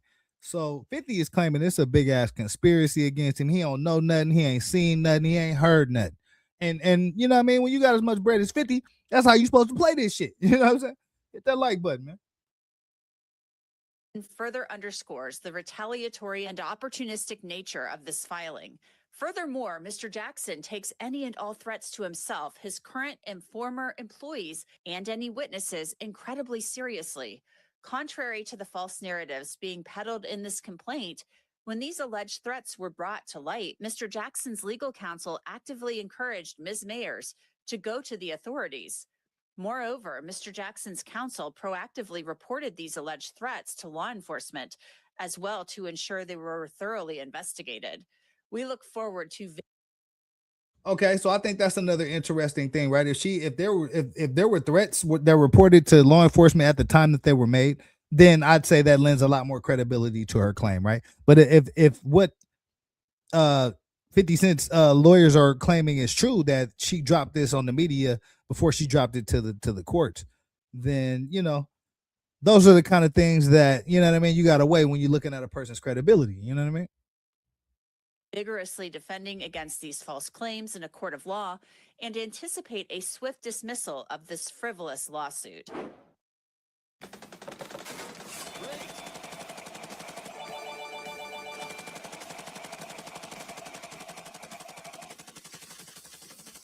What the fuck?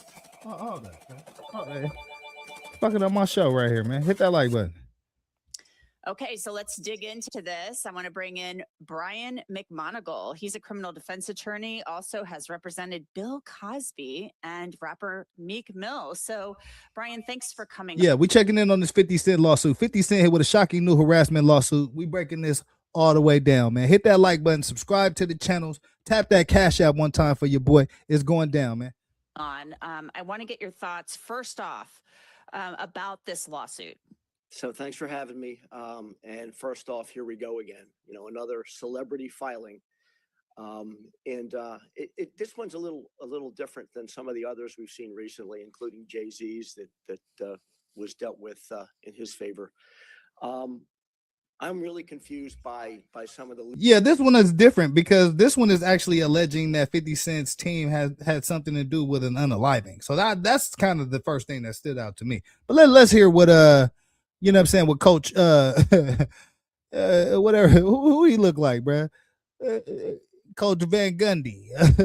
You know what I'm saying? So let's hear what he got to say. Legal problems the plaintiff has here. What jumps out at me as a trial lawyer is a statute of limitations problem with the lawsuit. In all states, there are statutes of limitations. Georgia's no different. It's usually a couple years on a civil claim, and you're going to have charged conduct within the time period of that statute. And despite the fact that there's text messages here, et cetera, that are being referred to as threats, without connecting them specifically to the defendant, I don't know how plaintiff gets past a motion to dismiss based on a statute of limitations argument, but TBD. Yeah, TBD is for sure. I think we have learned some interesting things here. Okay, so he's basically saying this case may have passed a statute of limitations threshold, and if they're unable to connect those text messages to 50 Cent, then it's game over. The motion to dismiss will be in effect. Let me know what y'all think in the comments about that. If everything that she's claiming in this lawsuit is true, or at least some things, there have been apparently FBI investigations related to 50 Cent. She's saying, she's been in touch with the FBI. She's been called in front of grand juries to testify. So it sounds like they've been investigating him over the years, but no charges have been filed. Yeah, I mean, that's the problem. I mean, the good news for her is she's been a dutiful reporter or a complainer, if you will, of misconduct. But law enforcement's Okay, so they're alleging that 50 Cent already got them hip hop cops on his ass. You know what I'm saying? 50 Cent already got the feds knocking at his motherfucking door. The Alphabet Boys is in the front yard already sniffing around, looking through trash cans and shit, putting bugs in refrigerators and under cars and shit. So yeah, it seemed like, Fifth might already have some unwanted attention from the authorities that could lend itself to what she's claiming, especially if she's been involved in testimony in these depositions and in these whatever bodies that they're using to try to wrap 50 Cent up in whatever crime they're investigating him on. You know what I'm saying? apparently investigated this and found nothing. So again, for the defense, you're in a much better position where you've had the complaint. It's been referenced to law enforcement and they've said, hey, we don't see anything here. So it's kind of, it's a mixed bag for the plaintiff, I think, in that they vetted it, they didn't find anything, and here we go with a lawsuit. Plus, this lawsuit seems to be tied to a different one. Same lawyer, same defendant, and so again, the defense in this case is really armed with a lot of ammunition here to defend this, I think.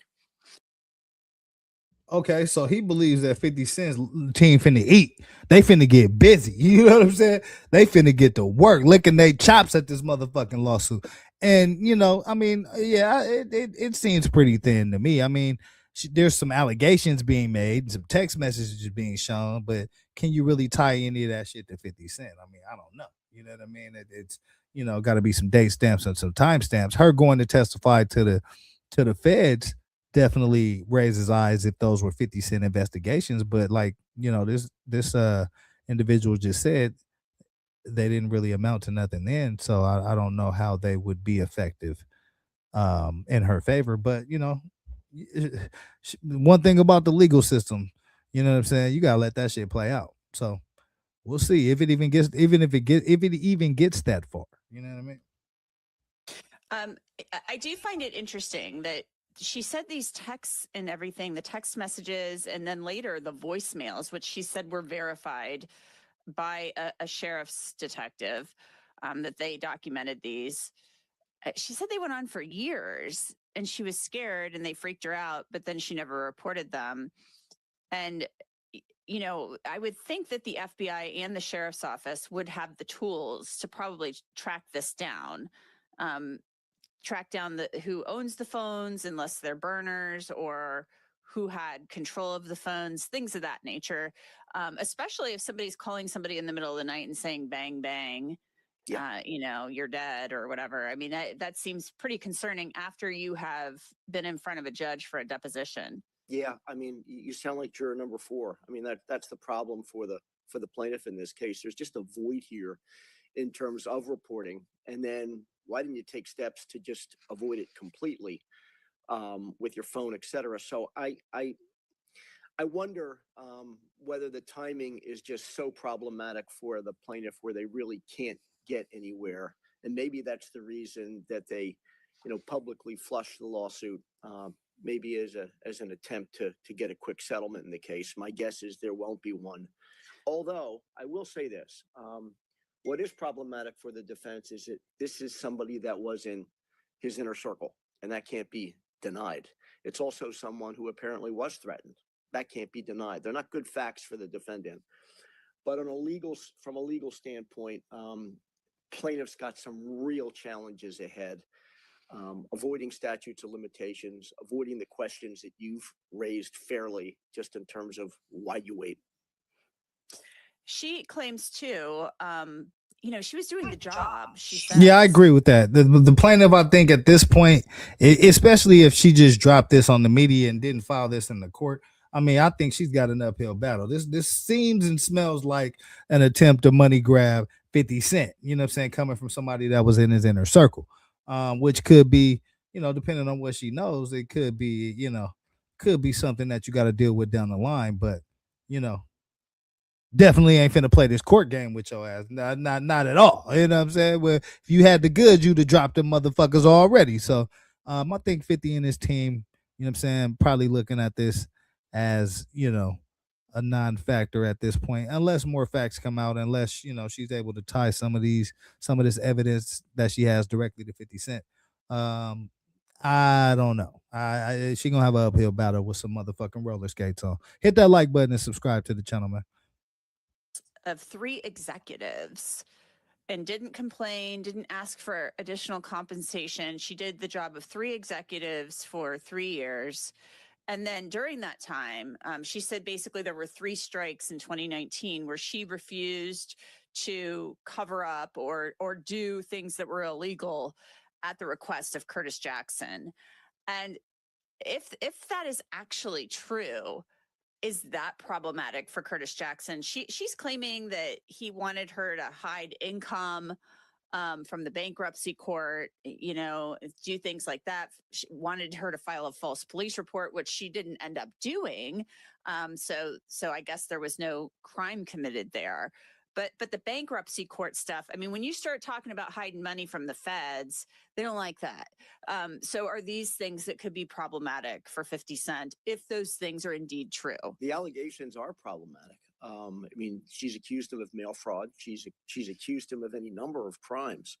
The problem, again, is apparently the FBI has investigated these allegations, and they haven't gone anywhere, and there haven't been any criminal charges. And now we're at an hour where criminal charges aren't going to be brought, and civil charges may be barred because of the statute of limitations. So everything she accuses him of is disparaging. A couple of crimes in there she's accused him of. Problem is the people that bring indictments, convene grand juries, and bring criminal charges haven't quite seen it that way. That's her problem. But yeah, salacious allegations. Where if you got to Yeah, so basically I think he just put it in, you know what I'm saying, put this shit to bed. Her problem is the law. You know what I'm saying? Her problem is the people that she needs to get the courtroom filled, to get the lawyers there, to get the bailiff there, to slap that grand jury together.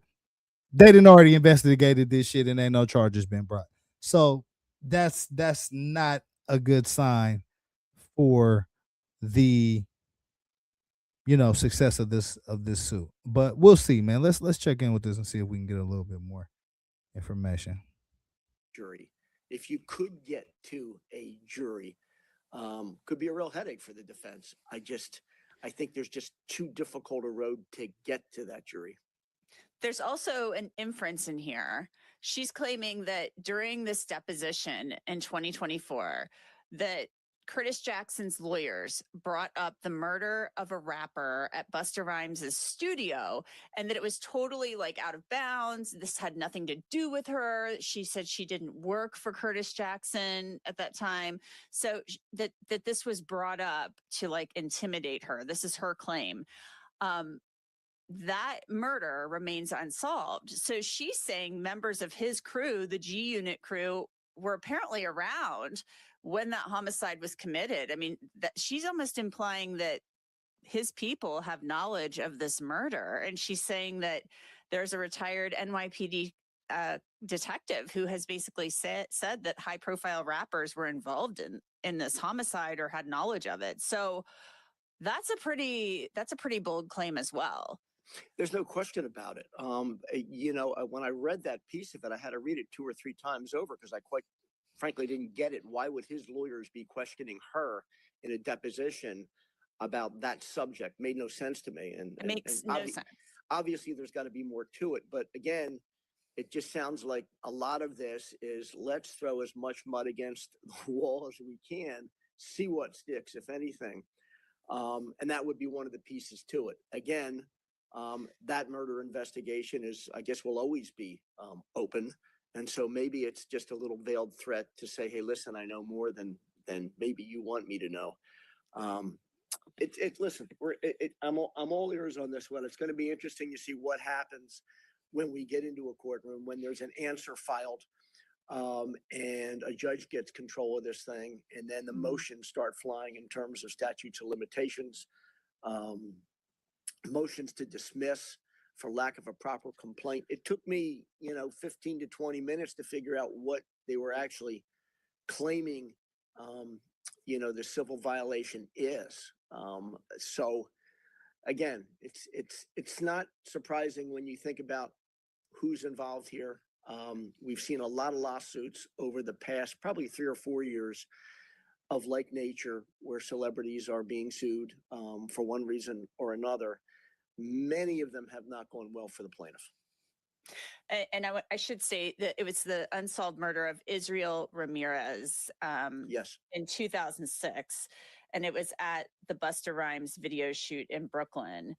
And it was involving an incident, according to her, of G Unit affiliates, including 50 Cent. So that's a pretty bold claim. And you're right. I think that this is a 67-page lawsuit. I mean, 67 pages. And there's a lot in there.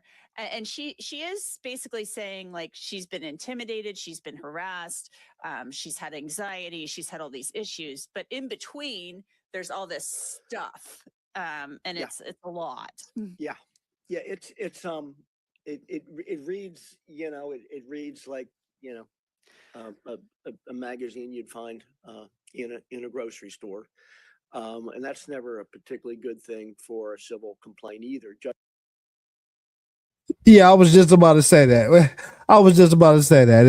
If the man said that your civil complaint, your civil lawsuit against 50 Cent reads like a damn National Enquirer magazine, then you got some problems on your hands, man. You got some real serious problems. So I don't think this lawsuit's going anywhere particularly fast. You got statute of limitation concerns. You got all kind of other concerns that they've highlighted here. So let's going to say, well, listen, once we put aside all the vitriol and all of the, salacious details, for lack of a better description, where's the rubber going to meet the road? Where is the meat of this civil case? How do you avoid the filing at this late period of time? What's your answer for how it comes within the statute of limitations?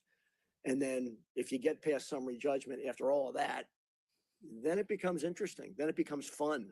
Then we're all tuned in for a jury trial. The challenge will be to get there. If I am 50 Cent, though, and I'm reading all of this, and the FBI's actually been investigating me, and my name's coming up in this unsolved homicide investigation, and the feds are talking to people about things my lawyers don't even know about, I think I'm a little worried. Yeah, I'm guessing he knew, and that worry already happened if he had worries. Anybody, at least from a distance, and it's always been a distance for me, he doesn't seem like a guy who does a lot of worrying. He's had the kind of life that obviously makes it possible for him to sleep okay, despite all of the investigations that have gone on in this case. It may well be that he's done absolutely nothing wrong. Right. At a minimum, obviously, it can't be fun for him to have his business in the street, particularly from someone who was so close to him and who was really overseeing just about everything in his professional life. That's what's interesting about this lawsuit. Some of the other ones we've seen, it's not that case. It's someone who's in a relationship with someone. It's someone who's briefly known the celebrity. Here, it's someone who's kind of been the keeper of the keys for a while. I just wonder if she waited too long. If there's any legitimacy to any of her allegations, whether she waited too long to make them. Well, she said she was supposed to get severance and never got it. So yeah, bitch, you're gonna be waiting on that severance for a little while.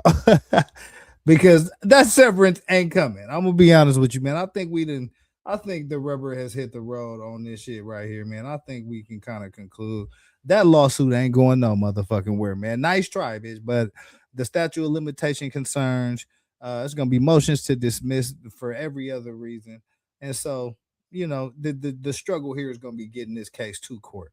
You know what I'm saying? So yeah, we'll see. We'll see. But yeah, don't hold your breath on that severance. You know what I'm talking about? But this the remix with Kelly Dre, man. I appreciate y'all for rocking with your boy, man. I'm finna get the hell out of here.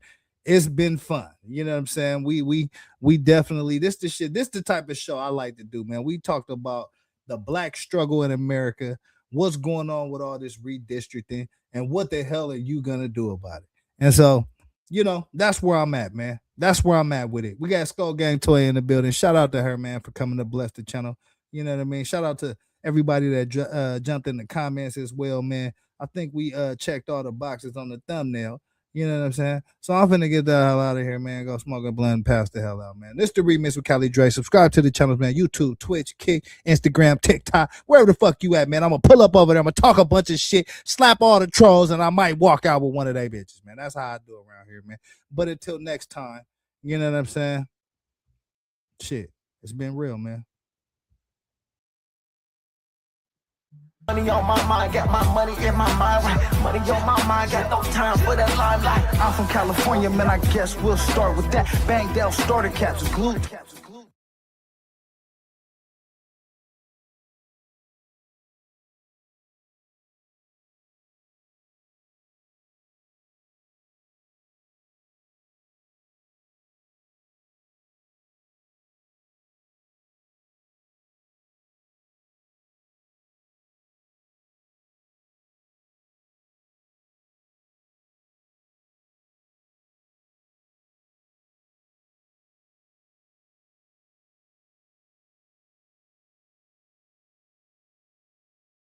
Too quiet? Turn your sound from 100% to 600% with Turbo Loud.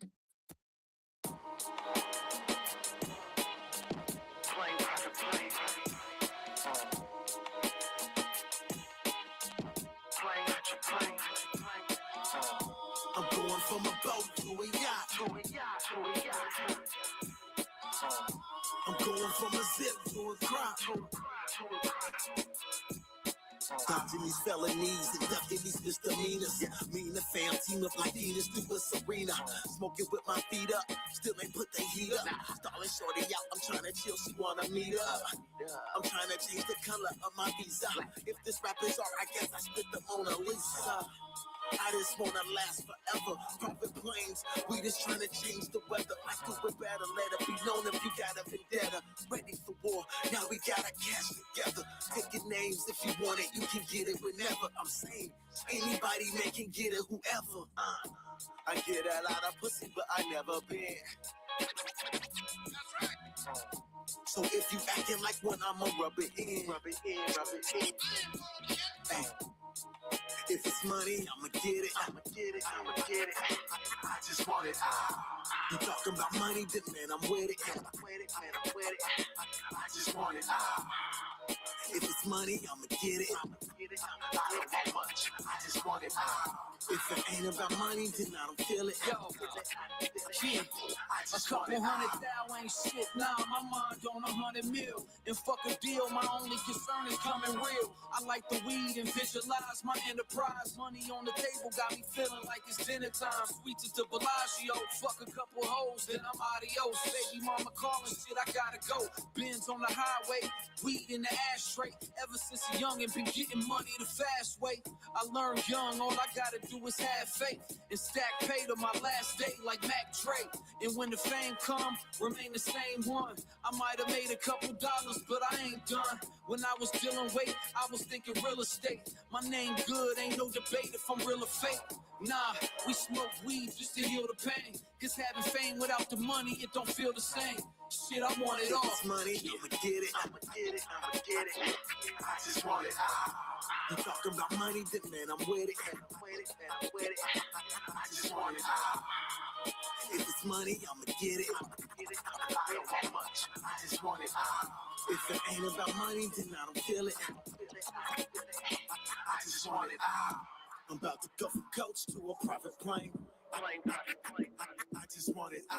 Make it rain, flood the streets. I'm about to hydroplane. I just want it out. I'm going from a boat to a yacht. I just want it out.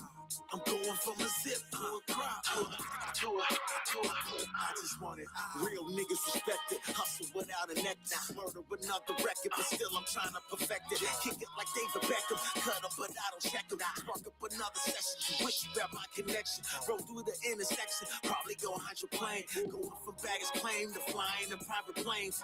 Flew in from Seattle, and I came here to rain. I just want it all. I got my hands in everything. Hey, if it's money, I'ma get it. I'ma get it. I just want it all. You talking about money, then man, I'm with it. I just want it all. If it's money, I'ma get it. I don't want much. I just want it all. If it ain't about money, then I don't feel it. I just want it all.